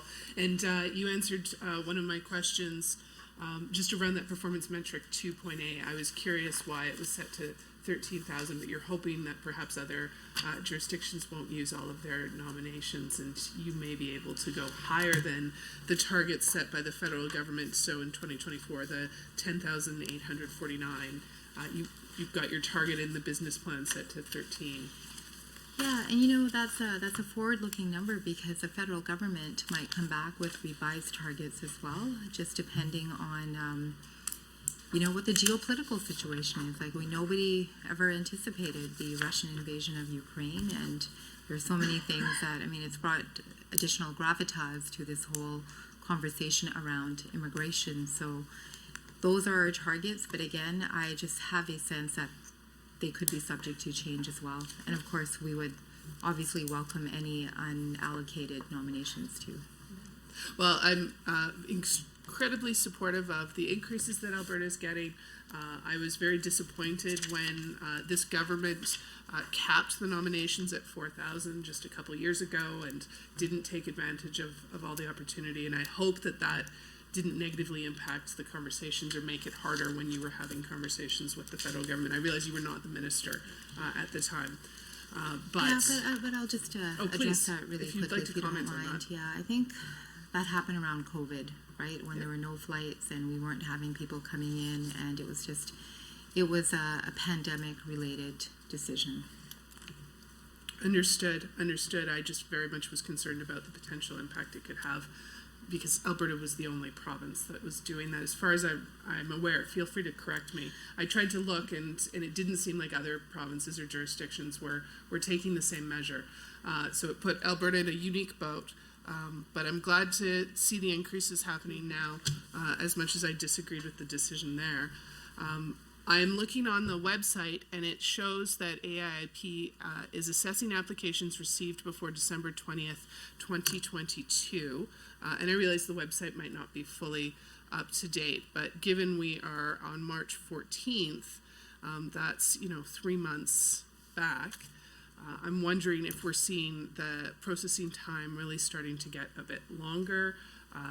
Are we concerned that it is taking a little bit longer for, and again, the date there means that those applications received after December 20th have not been assigned to an officer for assessment. And the only other comment I'll add, and then I'll turn it over to you and officials for your response, is one of the reasons why I look at that very carefully is because when I was first in the role of minister responsible for immigration, the provincial nominee program at the time, we really had some backlog issues. It was a huge driver for the changes to the program in 2018. And one of the reasons why things were streamlined, and the trend from this government has been to create more streams, and so we kind of brought things together and it's expanding out again, and I would hate to see backlogs or issues with processing start to happen. So please tell me your perspective and how things are looking from your seat right now. Okay, well, thank you for those questions. And I've been speaking to immigration consultants because they usually are a wealth of information in terms of processing times because this is their bread and butter. And I haven't heard that feedback from them that they have seen a big backlog. And I know that the Alberta Opportunity Stream takes about 3 months, 1 to 2 months for the express entry. And the tech pilot is about a month. And as I've been speaking to members of the team, I don't believe we have had any significant feedback from anyone indicating that there is a backlog. And would you be able to tell me, is it trending that the processing times are growing longer, shorter, or staying the same? I believe they're staying the same because, again, I've been talking to people within the industry, like in the consulting industry. I've also had an opportunity to speak to individuals who, and this was, they didn't even know I was a provincial immigration minister. They just knew that I was something in the provincial government. So, of course, everybody always wants to know about immigration, and they were asking, like, what do you know about the federal policies? And I've applied for AIP. I haven't heard anything yet. And so that gave me an opening to say, well, these are the processing times, and they hadn't met those thresholds as of yet. So we don't have any backlogs for express entry. And I know ACO's sending me a note here as well. And we met all of our 2022 nominations in early December. So the throughput is about 50 applications per month. 550, pardon me. 550 applications per month. Yes, that makes more sense. And that's great. These are numbers I'm just going to continue to watch through the estimates process. I'm curious if you can tell me how many people have gone through the accelerated tech pathway. You've mentioned about 1 month processing time for that. And just looking at the website, it seems the thing to start it off is very open-ended. Like, tell us who you are, and then the department reaches out to start a conversation. How many people have used that so far? Well, it's a great program, and I hear quite a bit about this through many different stakeholders. So since inception, we've processed 1,200 applications. Oh, sorry. 1,200. Oh, thank you. Yeah.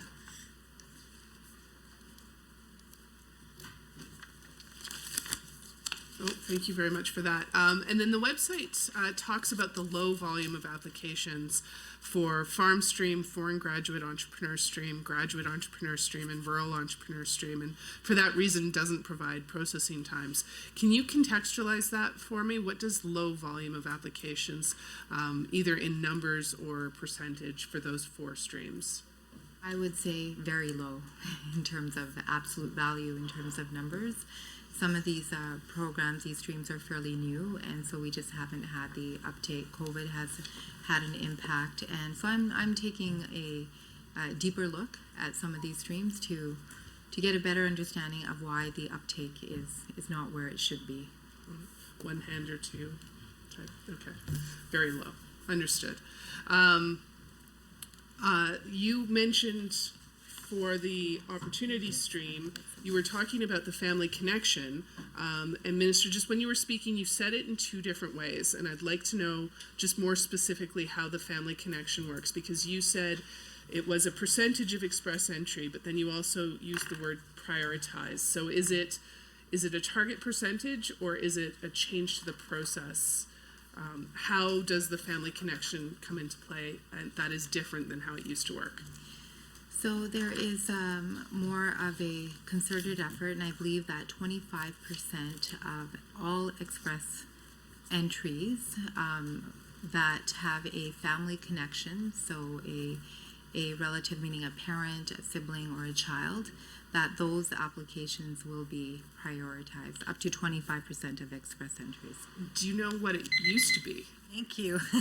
At this point, I would now like to call the previously agreed upon 5-minute break. We will be resuming at 8:52. Thank you.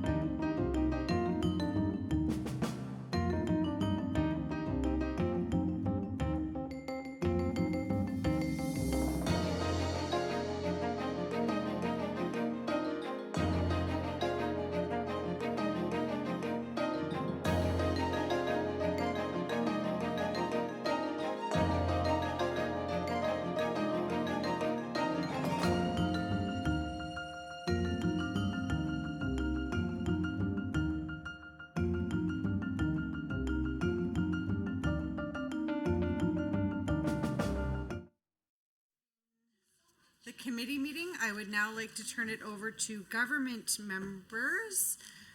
I would suggest that perhaps someone from the government, Mr. Walker, Yeah, please thank you go so ahead. much. Everyone get in here, come on. Happy to speak here today. It's been an enlightening conversation and lots of good back and forth. And so my questions will focus on trade and investment. I want to begin with just speaking to the importance and the distinction between the Alberta international offices and calling them erroneously trade offices. Yeah, and the minister and member Billis had a great back and forth on this, and I really appreciated that. And I would just reinforce again that they are not trade offices specifically, they are international offices, and that's a really important distinction. Besides trade and investment, which is critically important, they also are mandated for formal government ties, so diplomacy. They engage in cultural, intercultural exchange, and they advocate for Alberta on a government-to-government basis. So incredibly important. And furthermore, in the previous relationship, Invest Alberta and the Alberta International Trade Offices, the former framework they were in, I would just say mildly and politely, we found out did not work. And so I am happy and I'm glad to see, and thank you, Minister, for your influence on this and everyone else. It was the right decision to separate Invest Alberta from the international trade offices under different jurisdictions in terms of cabinet with executive council and Tim. It has worked out well. They should always be, and they are now, separate, co-equal entities that cooperate, but one doesn't report to the other. That was not working, and I'm glad to see that corrected. So again, just on the record, that was the right decision. And then furthermore, I would say that it's incredibly important that we have Invest Alberta and the Alberta International offices separate but working together, because in the Indo-Pacific region, which has 57% of the world's population, it is hungry, it consumes more than 50% of the world's energy resources, and including a huge portion of the world's food.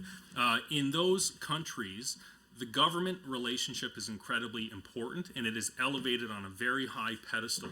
And in those countries, status, rank, and prestige are incredibly important. And so they want to see, for example, the international offices in the executive council, because they see things through the prism of rank, status, and prestige. So we elevate the international offices when we put them back, rightly I would say, into the executive council. So it is incredibly important as we penetrate and advance further in the Indo-Pacific region, which Alberta's economic destiny is tied to, that I am so happy to see them back there. So I just wanted to put that on the record. They are international offices. Okay, so my question now, Minister, your mandate letter directs you to ensure Alberta is seen as a top destination for foreign investment and a primary Canadian headquarters for new market entrants. Page 135 of the Trade, Immigration, and Multiculturalism Business Plan identifies 45 million in funding over the three fiscal years of budget 2023 for the investment and growth fund. And so we had a great conversation on this too, back and forth. And we are Texas North, if you will. We have to compete with the Texas Enterprise Fund to close deals. That's incredibly important. That was established in 2003. It's incredibly successful.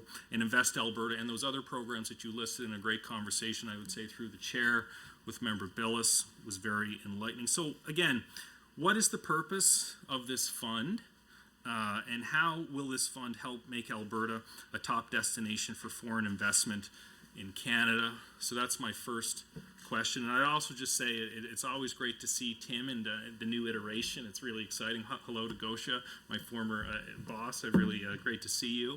And just want to give a shout out to IQUAS and AIMP, where I worked for many, many years before I flipped over and became an MLA. So just wonderful. So, Minister, as I understand it, just to be consistent, we're going with shared time here. So if you want to go with my first question, I appreciate that. Sure. Well, I learned something new about you today, Member Walker. I had no idea that Gosha was your boss. So that is interesting. I'll have to ask her some questions about it, get some stories out of her.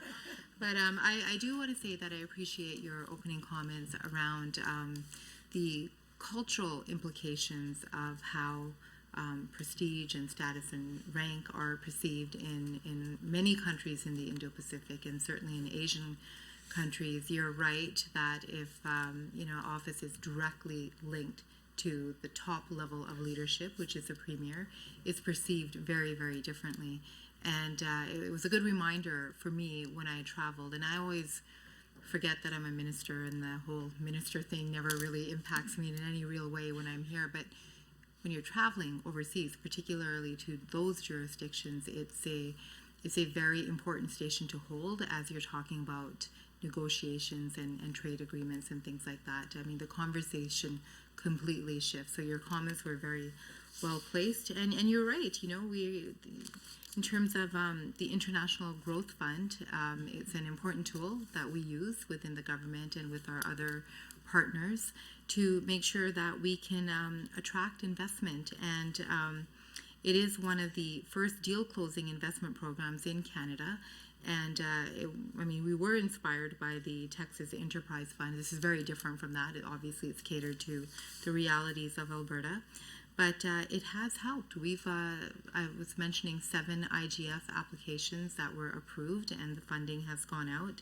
And it's just another element of making our jurisdiction more competitive with competing jurisdictions. We know that that's a reality.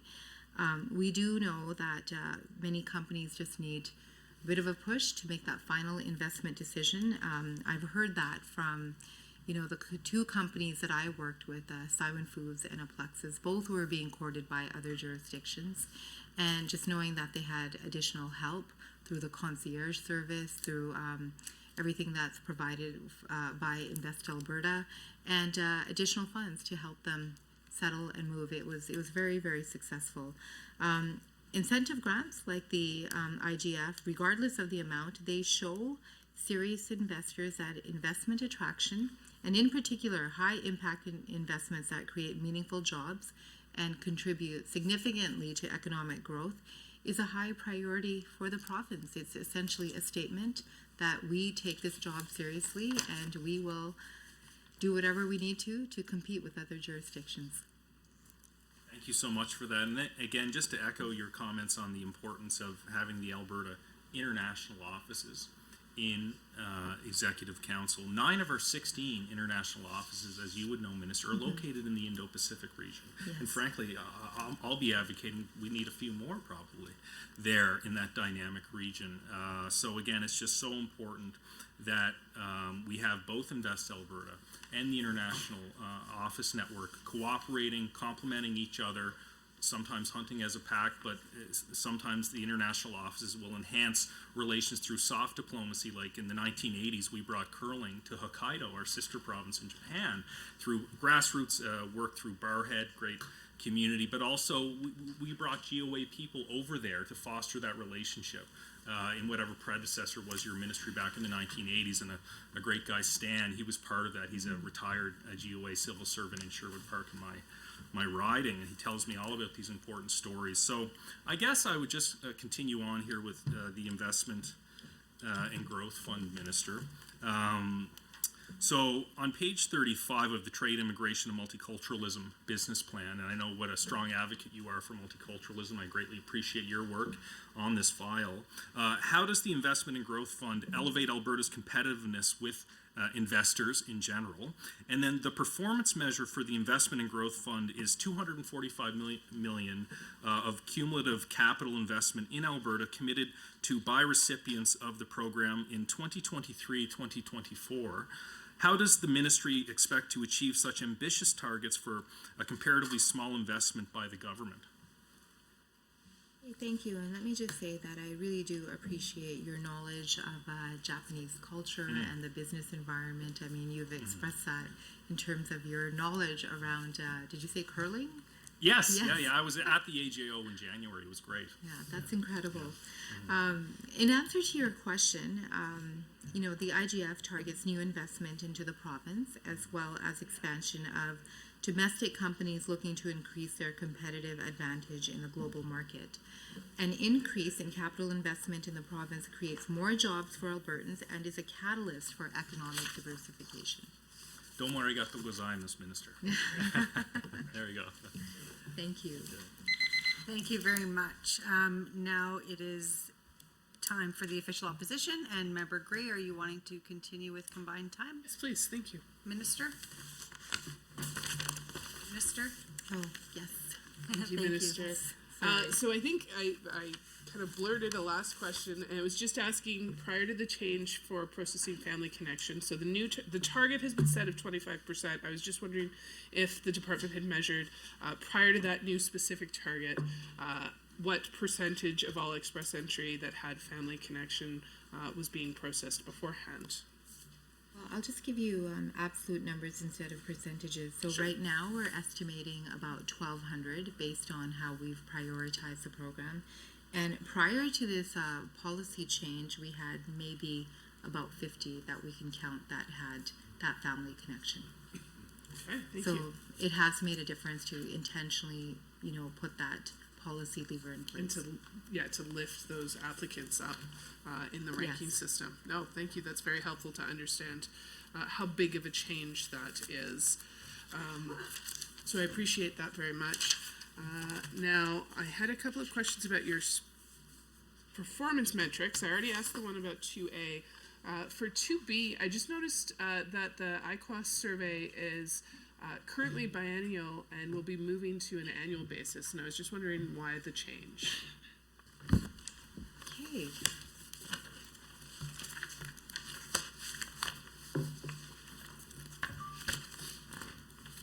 That's a good question. Thank you. So the answer to that is to get more frequent results. Okay. No, I appreciate that. Thank you. And then on performance metric 2C, Alberta's percentage share of the total number of permanent residents in Canada, I realized looking at this, going back to 2017, that there appears to be a clear trend of decrease. And I wondered if you or the experts within your department might be able to just talk a little bit about why we think that is, and what targeted measures we may be taking to correct that.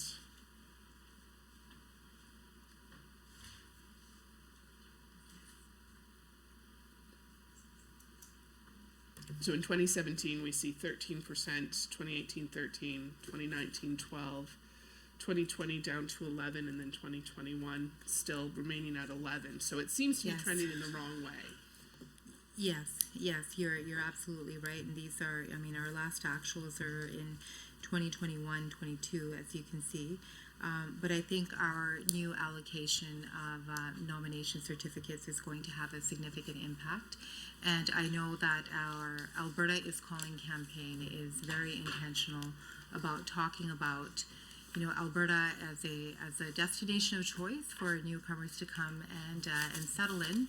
There's so much we have to offer here, including we have a low tax climate here. We've got affordable housing. The quality of life here is touted in surveys. I mean, we were voted. I think Calgary was voted one of the most livable cities in the world, and I think Edmonton was up there as well. So.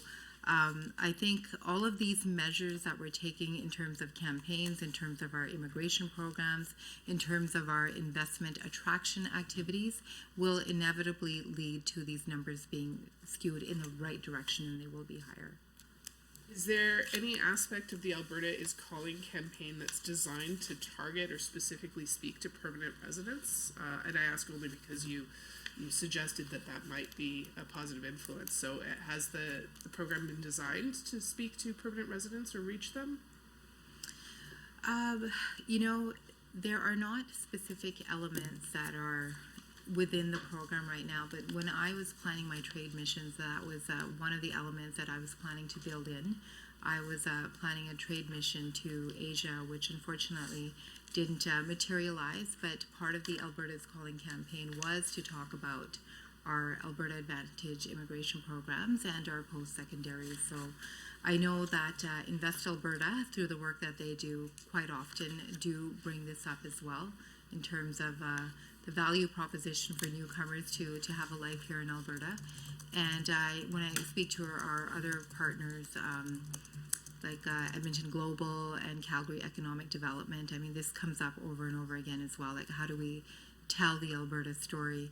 So it is just organically being mixed into the Alberta's Calling strategy by various different ministries. And I'll be more intentional as well as I design and change or modify some of our immigration policies to make sure that it is intentionally a part of that marketing campaign. Okay, thank you very much for that. I wanted to ask next, your business plan refers to foreign credential recognition, and you've certainly spoken about that and the importance of that. But my understanding, having just attended the Skilled Trades and Professions Ministry, was that the Fairness for Newcomers office resides in that ministry, and I believe that's the bulk of the work when it comes to foreign credential recognition, but I'd be happy to be corrected. Do you have budget money within your ministry targeted to foreign credential recognition? You're correct that the Fairness for Newcomers that resides within Skilled Trades and Professions, and the bulk of that particular effort is within that ministry. But we do have IQUAS, which we talked about earlier, and that's a $5.6 million line item in the budget, and so that's within the ministry. Okay, yes, and that work continues, and the budget there tends to, the budget and revenue for IQUAS is applicant-based, right? And so yes, the more applicants there are, the more work that will happen there. Perfect. So the last question I was going to ask is actually kind of a repeat of the very first question I had, which is what trend are you seeing from the federal government when it comes to their funding of settlement services? Again, getting back to the idea of the province playing in the stopgap. What are they focusing on? Have there been any changes or trends? And how is the province responding to best hit those needs? And the other comment I will make, just because this may be my last opportunity, is looking at the funding for newcomer and supports. We talked about that line item. And into the future, you talked about it remaining flat, and I will just say that I'm disappointed that we're not seeing an increase, more investments, more dollars to go out to settlement agencies, because if we want more language supports, if we want more services for people, having more dollars to be able to offer would be good, but you've already identified that this line item stays flat. So information about the federal government, and please anything about how Alberta is targeting their dollars to best serve the needs of the newcomer community. Yes, well, thank you for those questions. And in regards to what the federal trends are looking like, when I was at FMRI and we had all of the immigration ministers in the country around the table, either in person or virtually, and the comments were generally that because we are seeing such an influx of Ukrainian temporary residents and refugees and asylum seekers, that the need for more settlement and integration supports was very evident. So that was something that was expressed by almost everybody who was present at those tables. And certainly there was also an ask for more supports for Ukrainian temporary refugees. We're seeing some food security issues here in Alberta, and I did raise that, and I had asked about the status of their existing supports, whether they would be extended into the future, and I do believe there will be some announcements forthcoming in the future around that. We do have $7 million allocated every year for settlement and integration supports, and I think, this is what we have in the budget, but I've certainly been very clear that we have to assess the reality of the situation. If it is insufficient in the future, we will have to address that, because if we are wanting people to be successful, we have to support them at the outset. We know that there is not only the moral imperative to do so, but there is a very clear economic imperative as well. And, I just want to mention that we also have additional supports in the budget.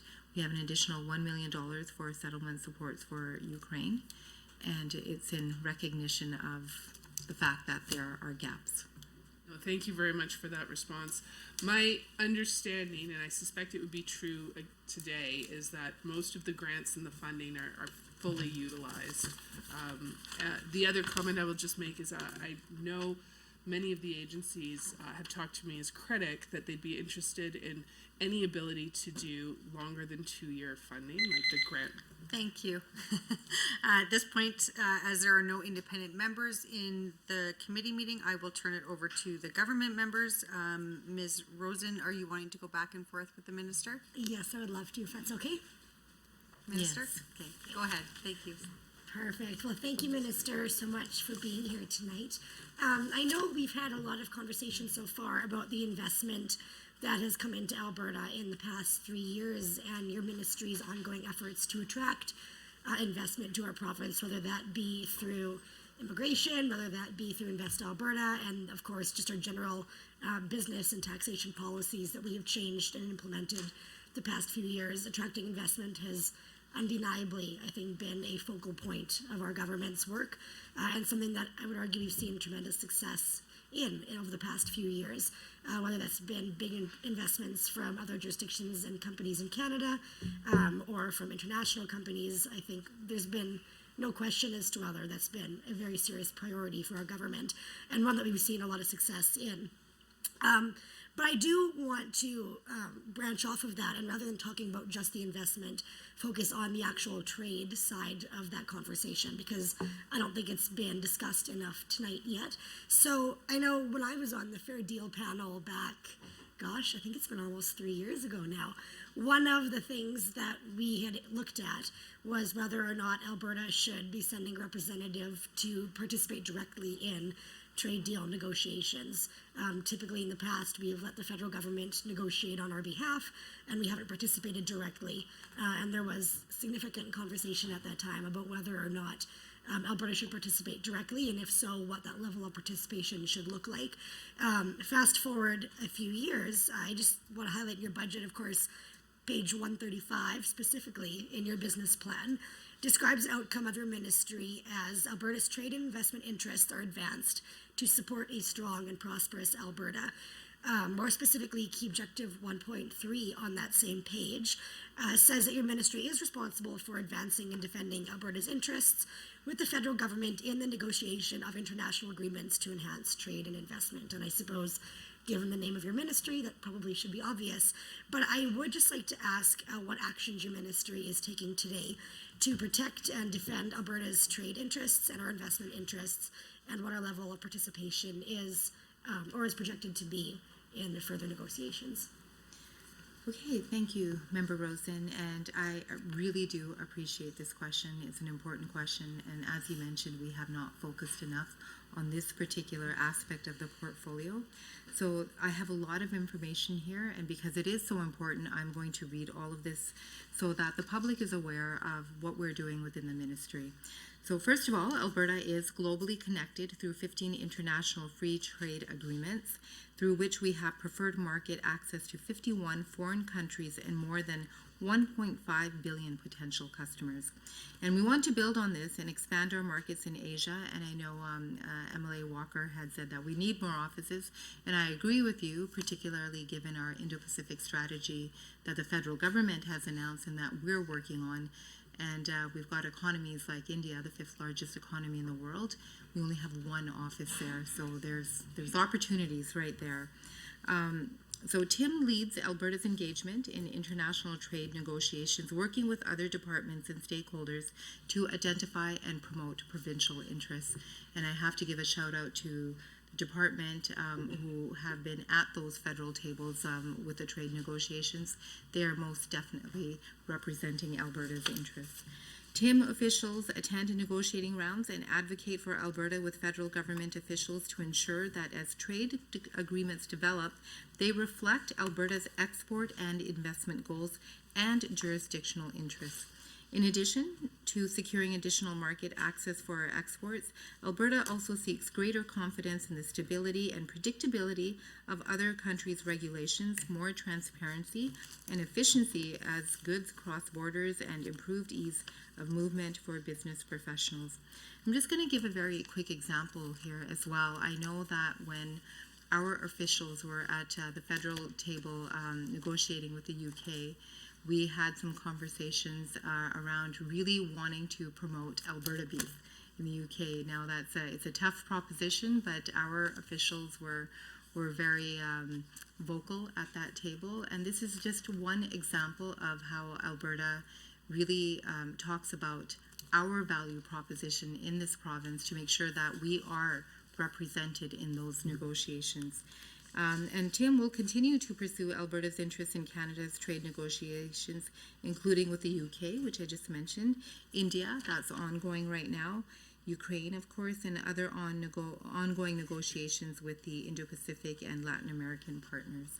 So there's much more that I can say to elaborate on that, but I just want to hand it back to you if you might have some more questions around this. I do, and thank you for the answer. And I actually appreciate that you mentioned our negotiations reflecting our export goals, because that is also something that I wanted to talk about. Certainly we know that there are many exports we have in Alberta, whether that is beef or agriculture products, like you noted, our energy resources, that may be even products. I mean, we have so many entrepreneurs in Alberta who may produce beers or kombucha. I know I have a really prominent kombucha producer in my constituency, or any other products that we produce in Alberta.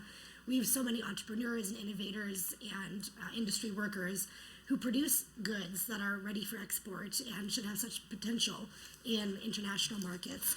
And so I want to focus on what we're doing as well to help assist with furthering our export capabilities. I know page 135 specifically of your business plan identifies $3 million in funding over the next 3 years for the Alberta Export Expansion Program, specifically to support Alberta businesses entering strategic new markets and to help them increase their exports into key international markets, as well as support incoming international buyers who are interested in Alberta products and services. So I'm just wondering if you can speak a bit more to what the Alberta Export Expansion Program is, for those who may not know, and how it helps Alberta businesses directly. And I'm also wondering if you can speak to what other products or programs or services are available within your ministry and department to help deliver diversity of our product offerings in export markets. Okay, excellent. Yes, I'm very happy to talk about the EAP program, and I know we touched on that earlier on in this evening. And you're right, we do have $3 million allocated over the next 3 years to ensure that we are supporting this program. We are seeing much more uptake recently than we did before, and that's a testament to the fact that this program is working and people are very appreciative of it. But just to give some more background, it is a grant program that supports small and medium-sized enterprises, municipalities, industry associations, Indigenous communities, and economic development organizations to promote Alberta exports through outbound international business travel and incoming buying expeditions. So essentially, it provides funding to help cover eligible travel, exhibition, and trade show costs for Alberta businesses and for not-for-profit organizations, targeting foreign markets or bringing potential buyers to Alberta. And I did share some testimonials early on, and I know we have some more testimonials about this EAT program and how it's benefited companies here. There is a similar program that does exist at the national level, and that's the CAN Export Program, but we found that a lot of our applicants here in Alberta were unable to meet the eligibility requirements, and the EAT program is actually much more accessible. And just to share some stats, since reopening in June of 2022, we had paused it during COVID for obvious reasons. EAP has approved grants to 94 unique organizations, including about 80 SMEs. So that is the EAP program. And in terms of what else we're doing, we obviously have concierge services that help with that investment attraction. But often in those conversations, there are conversations around trade as well. So just opening those doors and having those conversations and making those connections is also part of the job of the department as well as Invest Alberta. Thank you. I've got 55 seconds left. I do have one follow-up question to that, and I'm just actually curious on this one. How long has the EAT program been in existence? So you mentioned that it was established to fill a bit of a gap that existed between the federal program and what Alberta producers needed to be eligible. So I'm just curious what year this program was brought in or how long it's been in existence. Well, it was 2016, and the former minister is in this room right now, and he introduced that program at that time, and it was definitely undersubscribed. These things take time to, develop, and, I will use the same analogy with our Crown Corporation. Sometimes it takes some time to hit your stride, and this is one of those programs, and that's why we have increased funding for it, and we're going to monitor it as time goes by, and if it requires more. Thank you, Minister. At this point, I'd like to turn it over to members of the official opposition. Mr. Diol, are you wanting to go back and forth with the Minister? Yes, I would like to. Is that okay? Yes. Yeah, thank you. Bear with me, like I have some voice problems. Hopefully, it will be not a huge problem.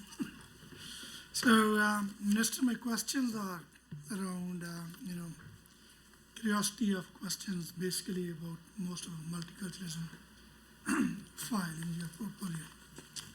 So, looking at the line item 3.2 for multiculturalism on page 217, on the government's estimates, the figure says $9.2 million in the budget for 2023-2024.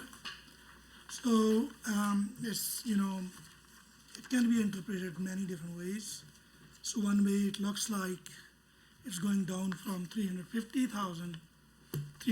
million to 9.2 million. The other it says like it's gracious amount going up from $1.7 million to $9.1 million. But when I see the ministry's business plan on page 137, it says the cumulative total of 9.8 million funding is provided over 3 fiscal years from 2023, 2024 to 2025, 2026 for grants to ethnocultural communities and organizations to provide support and services to help build diverse and inclusive multicultural communities throughout the province. So my question to you, Minister, is how much of this 9.8 million will be spent this in 2023-2024 for ethno-cultural communities? And how much is for next year and the year after that? Thank you, Member Gio, for your questions. And this is also another really good news story for this budget, because I think everybody in this room knows how important it is to me personally to ensure that we are looking at multiculturalism and anti-racism grants. So we have about $500,000 assigned for those grants for the next 3 years. And this year we're actually funding more than $1 million for these grants. And we have $4 million allocated for this year for ethnocultural organizations, and there's going to be some fluidity in that amount, and we're going to be a little bit agile, nimble, particularly as we see what happens with Ukrainian temporary residents and refugees and asylum seekers. So, but that is, I think it's a historical amount for multiculturalism initiatives within the government of Alberta. Right, and of course I can't forget the Premier's Council on Multiculturalism. This was part of my mandate letter as well. I think it is a brilliant idea. I've mentioned it several times already that the face of Alberta is changing, and it's changing rapidly, and it's important to have a council together comprised of community leaders and influencers from multicultural communities who can provide advice to myself as minister and to the Premier on the emerging priorities. So there is $100,000 in the budget for the next 3 years for the council. Thank you, Minister, for your answer. So as I understand from your answer is that $4 million out of that $9 million, $9.2 million on the page 217 is allocated to the ethnocultural communities this year. $4 million. $4 million. Yes. So the initiative, second initiative on page 137, I believe, yeah, the business plan, also states that $8.3 million funding for the to address the needs of the Ukrainian evacuees for the next 3 years. And my question is actually similar around this, like how much of that $9 million is going to be spent on needs to address the needs of Ukrainian evacuees this year? So that would be $3 million to support the Ukrainian evacuees, and there is an additional $1.3 million to implement recommendations from the Premier's task force. So understanding from your question is that so $8 million out of $9.2 million for next 3 years will be invested this year's budget. This is what is. Okay, so $9.2 million total for the yes, multiculturalism will be. 8 million of that will be spent this year's combined on the needs of the Ukrainian evacuees and the multicultural. okay. Can I, just for clarity, so I know that our budget for 2023-24 is 9.2 million, and I've outlined the elements of that, what adds up to that. But are you talking about a different 9 million? No, that's what I'm talking about. Okay, so $9.2 million. yeah, I'll just break that down again. So we have 3 million for support for Ukrainian evacuees. 3 million? 3 million, yes. An additional 1.3 million for support for Ukrainian temporary residents as well. 4 million for ethnocultural organizations. 100,000 for the Premier's Council on Multiculturalism, and $500,000 for the multiculturalism and anti-racism grants. And all of those numbers should add up to 9.2 million. Okay. So, as it states in the business plan, $9.8 million funding over 3 years. So would you have a number like how much you will be spending next year then?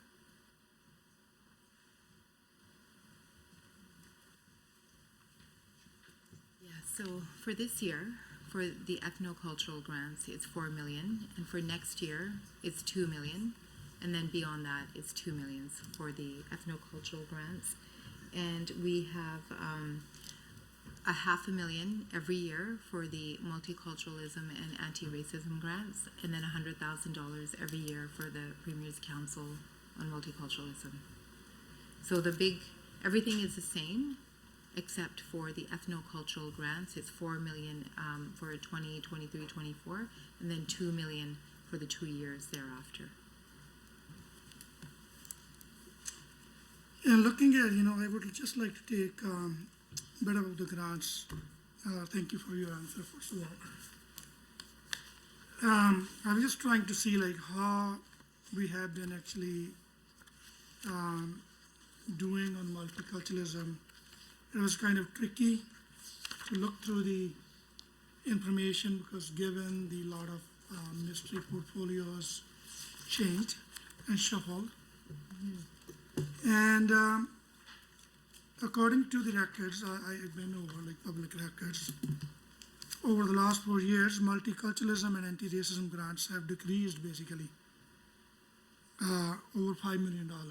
So comparing to from 2018 to what we have spent historically in recent 4 years.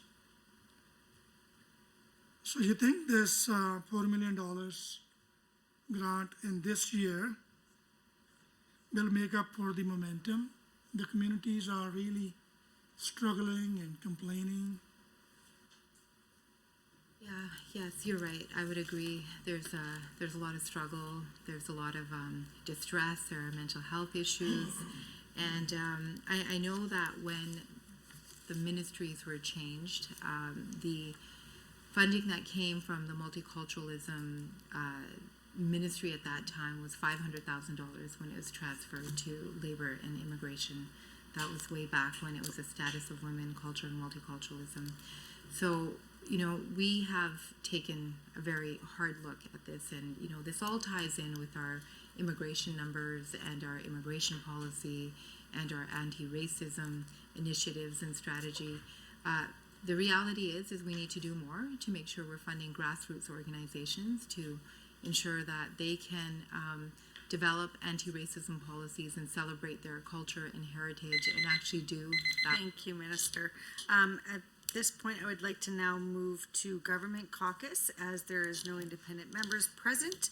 And I would like to know, Member Roswell, are you wanting to go back and forth with the Minister? Let's keep the Combined roll time. going here, yeah. Sounds Doing good. pretty good that way. Sounds great. Thank you.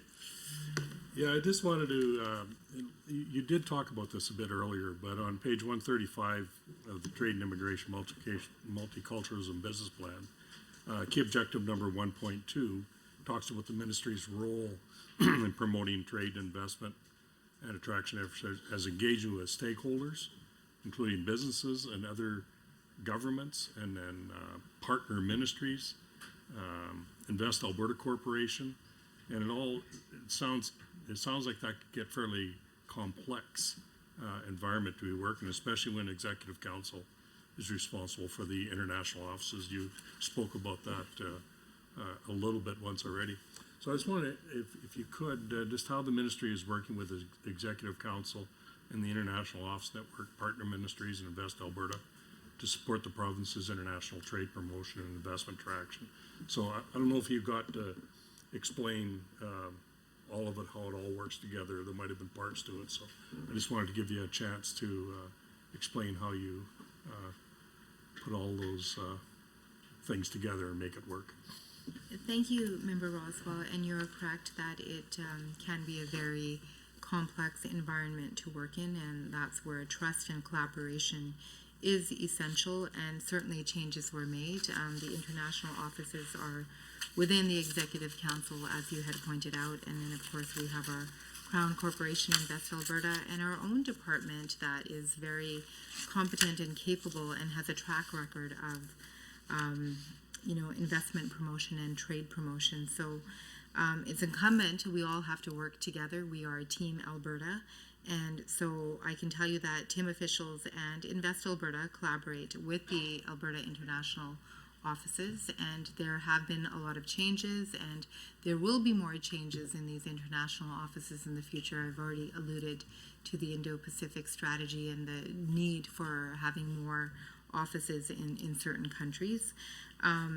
But all of us do collaborate to the best of our abilities to develop targeted programs for outgoing missions and for priority incoming foreign delegations. And I'll just give you a quick example. I had a trade mission to South Korea just recently, and it required the interaction of the Department of Invest Alberta and our Alberta International offices, and everybody working together resulted in a great amount of support for both myself and Minister Jean in terms of market intelligence, in terms of cultural nuances that we needed to be aware of, and in terms of understanding the organizations that we were meeting with, their market caps, their financial statements, all of those kinds of things. So this is just a very concrete example of how all of these elements work together. We also engage regularly with Alberta businesses and economic development agencies and with other government organizations like Global Affairs Canada to ensure that there is consistent and a collaborative approach to promoting Alberta and its trade and investment interests. So Global Affairs Canada, so the federal government, when we were in South Korea, they also had a representative join us at one of our meetings, and that was quite interesting. We had some interesting conversations, but again, everybody is sharing market intel at that point, and I mean, when you're outside of the country, nationally, provincially, you have to be aligned. That's just a reality. We also work with partners to plan and execute missions to targeted foreign markets to support export growth and diversification for Alberta companies. And what these missions do is that they demonstrate the importance that the province places on doing business with priority markets. I mean, we have to have boots on the ground. I hear this all the time everywhere I go, and I know this from my own business development background, that you have to be there in these jurisdictions. You have to have those face-to-face conversations. You have to really invest in that relationship building to create that level of trust. And I know, MLA Walker, you had mentioned about rank, status, and all of those other items. And so having government officials go and representatives of governments to be in these jurisdictions is tremendously helpful. So this is just a little bit of a snapshot about how we all work together to promote trade and investment attraction. And the stakeholders of the business interests, they go with you, I take it, and do they? I'm sorry, can you repeat that? Do you take business people with you? We do, Yeah, yes, yeah. We, for this particular trip, we didn't really have any businesses coming with us, and there were some businesses there who were quite interested, but yes, we do many missions where Alberta-based businesses are invited to join at their own expense, not through taxpayer dollars, let me clarify that. And it's an opportunity for them to explore foreign markets as well. Yeah. And I also wanted to mention, because I didn't get a chance to mention this at all this evening, that we are working very closely with the Canada West Foundation to we've recently conducted two roundtables with Calgary and Edmonton businesses to talk about the Indo-Pacific trade strategy, and we're going to be working even more closely with them as we talk about what our Western province's response is going to be. So it might be complex, but it works. Well, it's complex, it works, and it doesn't work, and you just try to make it better. But right now, I've given you a snapshot of a specific mission that I was on, and it was very successful. Okay, well done. Thank you very much. I'd like to draw your attention to page 138 of the business plan for Trade and Immigration Multiculturalism. And I just want to ask you a few questions there, let's get some clarification on certain line items. So I see there's a revenue called Other Revenue, $678,000. I was just wondering what the revenue is for and what programs are delivered as a result of that revenue. Okay, excellent question. The Dedicated Revenue Initiative is a program the Ministry of Trade, Immigration and Multiculturalism uses to raise money from Alberta industry to utilize on outbound trade missions. So the funds raised from industry contributions for trade missions covers various costs such as the construction of Alberta space at a trade show, hiring service providers in markets, providers like consultants, legal advisory consultants to help Alberta companies and to offset the costs of food or beverages or room rentals, things like that, for company briefing sessions. The amount in the business plan reflects a projected matching amount of funds that are raised from industry. I do want to end off by saying that Alberta industry has signaled a strong commitment to be a part of outbound trade missions, and we were just talking about that. Businesses are very much interested, and since October of 2022, which was not too long ago, actually, over 100 Alberta companies have participated in person on 6 Alberta-led trade, international trade missions. Good. There's another one, revenue from the Government of Canada of $1.6 million. And I just wonder what that revenue is for and the programs delivered as a result of that.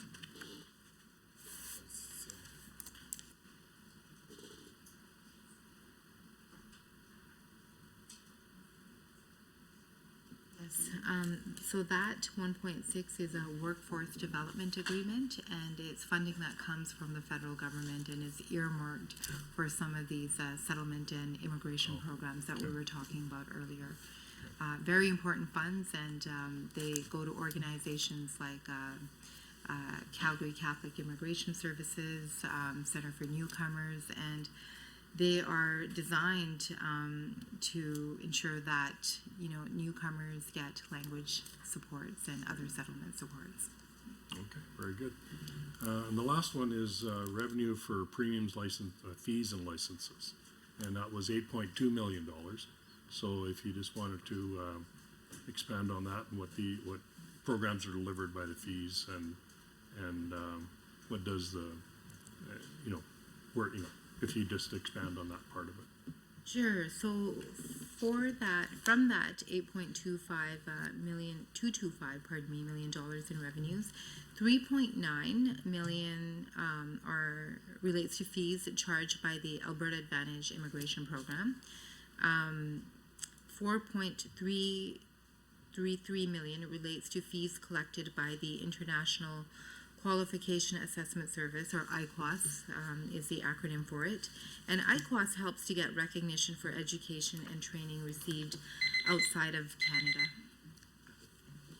Thank you very much. At this point, I will now turn it over to official opposition.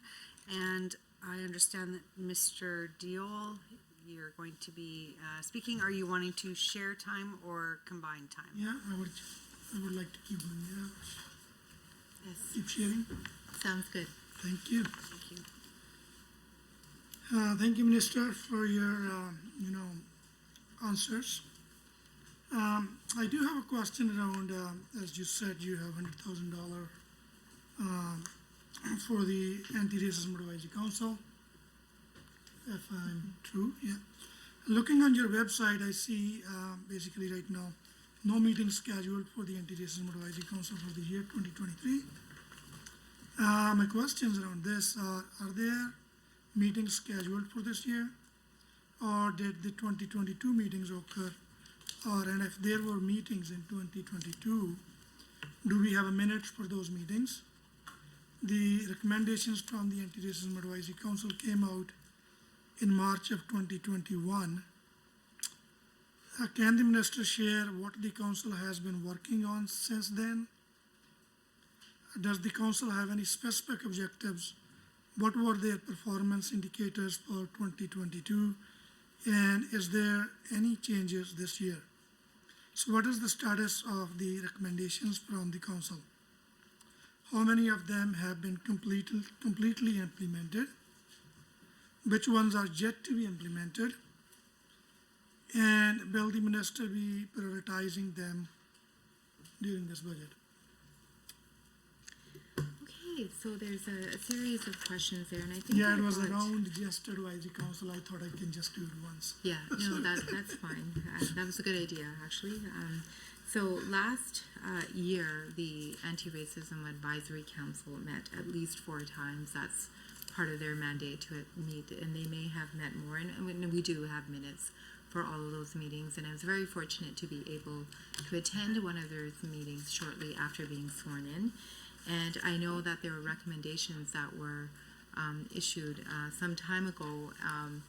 And I know that the former minister, MLA Mohammed Yassin, had actually put forward a anti-racism action plan in July of 2022 last year.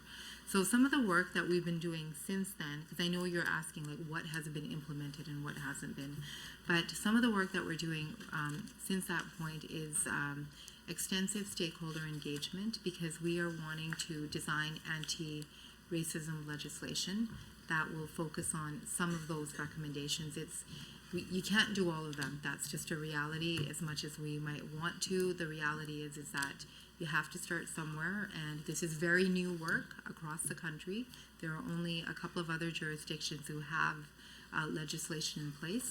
So part of the work that we did, and the council was involved in this work as well, is to have stakeholder engagement sessions across the province. So we had some in Fort McMurray, in Grand Prairie, in Red Deer, in Medicine Hat, and the idea was to garner more feedback in terms of what we need to see in the legislation. So this work complements the work of the council, and it's necessary, because whenever you put forward any legislation, as we all know, you have to have that element of stakeholder engagement. So that's what we were doing, and we were very we also included Indigenous communities as well within that engagement. So that is the status of where we're at in terms of trying to actualize some of those recommendations in the report.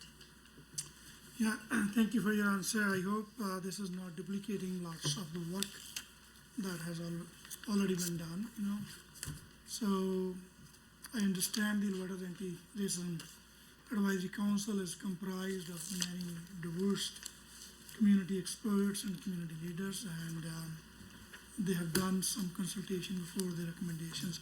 So, On to that.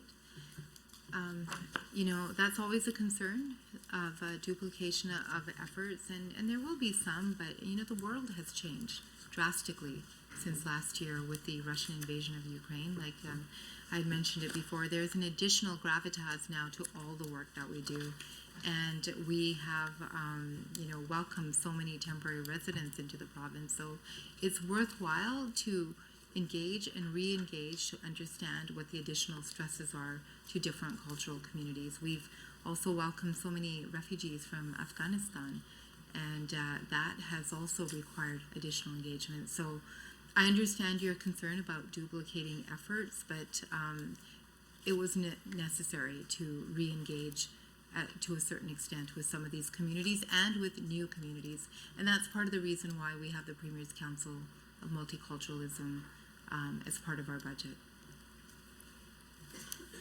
So, not spending a lot of time on this question. I understand that we don't have a lot of time, actually. Looking into multiculturalism portfolio, so if I understand correctly, you can correct me if I'm wrong. Mm-hmm. So there are 2 anti-racism grant programs exist right now. So they are anti-racism community engagement grant and multiculturalism and anti-racism grant program. Yes, that's correct. And the engagement grants were announced last year, and I think all of the organizations have actually taken that pot of funding. It was small funds to actually have some community engagement sessions that allowed them to talk about, anti-racism policies and other issues affecting their communities. And then we have the multiculturalism and anti-racism grants that are up to a maximum of $30,000, and we are just finalizing some of those grant applications right now. Yeah, I'm a bit sad to say that, we have seen that the huge cut to multicultural initiatives, and then we also lost, human rights education, multicultural grant fund, and never got reinstated, but stating this. So my question around these two grants are, this is one of the multiculturalism initiative. So what I would like to know from the minister, how many grants have been given out? If you have the information, you can do it now, or you can just, give it to me, the answer later on in writing. So given out through the anti-racism community engagement program and multiculturalism anti-racism grant programs. And how many applications did the ministry receive for the first intake, and what is the average amount of money that a successful grant was given? How did the ministry advertise and promote this grant? How was the community responding to this grant? And does the minister think that this is enough to support initiatives? So will there is an expansion of this program with the increase in this budget assigned to multiculturalism? So I would like to hear from the minister, but if there is a time, I have a very concerning question around, you already touched, to old ANP program. I'll be happy to ask a question on that. So. Okay, well, let me just say I very vehemently disagree with your statement that there were cuts to multiculturalism programs. That's absolutely not the case. In fact, it's the opposite. We have funded these programs to an extent that we have not historically seen before. $4 million for grants or for programming for ethnocultural communities is something that the government of Alberta has never provided before. In terms of the anti-racism grants, that was a one-time grant, the small amounts, and we announced them last year, and the organizations have already undertaken their engagement sessions, and I think there were around 60 grants that were approved and funded, and now we have the multiculturalism and anti-racism grants. The question was like, how did we advertise them? How did we talk about them? Well, everything is on our website, but I spread the word through my own multiculturalism roundtable engagements. I did about 6 or 7 with the Sikh community, with the Hindu community, with the Filipino community, with the Black community, and many more. And at every table, I informed them that these grants were available, and that I informed them of the deadlines and dates. So we've had really good uptake on that, and we've had, I think we have 211 applications that were submitted, and quite a few from Edmonton. I was very deliberate about making sure I spoke to community leaders in Edmonton so that they knew, because I just wasn't sure how else they were going to find out. Because sometimes we're all guilty of this, all elected representatives, that there are lots of grant offerings out there at times and we don't inform our constituents. So I'll pause there because. Quick question, and sure. Like, how much of this $4 million this year has been actually kept for those two grants? Thank you very much. And I would now like to turn over to the government caucus, as there's no independent members in the room. Member Allard, are you wanting to combine time with the minister? Yes, in the few minutes we have left, if that's okay, Minister? Yes. Great. So, Go ahead. through you, Chair, to the Minister, I just wanted to pick up where the Minister left off with MLA Rosewell with respect to the International Qualifications Assessment Service. So on your key objective 2.3 on page 136 of the Trade, Immigration and Multiculturalism Business Plan, it says that the ministry works with partner ministries to address Alberta's labour market gaps for the benefit of Albertans, and the ministry supports the recognition of international credentials. So I guess I have 2 questions. How does your ministry work with other ministries to address Alberta's labour market gaps? And you have a very short time to answer that. And then how does the International Qualifications Assessment Service fit into this work? So just I wanted to give the minister an opportunity to fill that in. Thank you, Member Allard. So, the ministry is working with other departments to identify labor needs and design immigration pathways to address those needs. For example, we're working with skilled trades and professions on identifying opportunities for international skilled tradespeople and to address barriers that trades are experiencing, which will help the construction industry. We're also working with forestry, parks, and tourism on identifying immigration needs related to the tourism and hospitality industry that may be needed in conjunction with category-based selections for the industry through express entry, which are for higher skilled positions in the industry. And I know that Member Rosen is very passionate about this particular work that we're doing, and thank you for all your advocacy and your hard work on this. Additionally, the Department and Health are collaborating on the design of a dedicated pathway for select health professionals, and I really hope to have something that I can announce in the coming weeks on this particular stream. The International Qualification Assessment Service, or IQAS, supports fair recognition of international educational credentials by issuing comparative statements to Albertan Canadian education standards. So for any newcomer, a comparison of credentials earned outside of Canada is a first step to employment or licensure.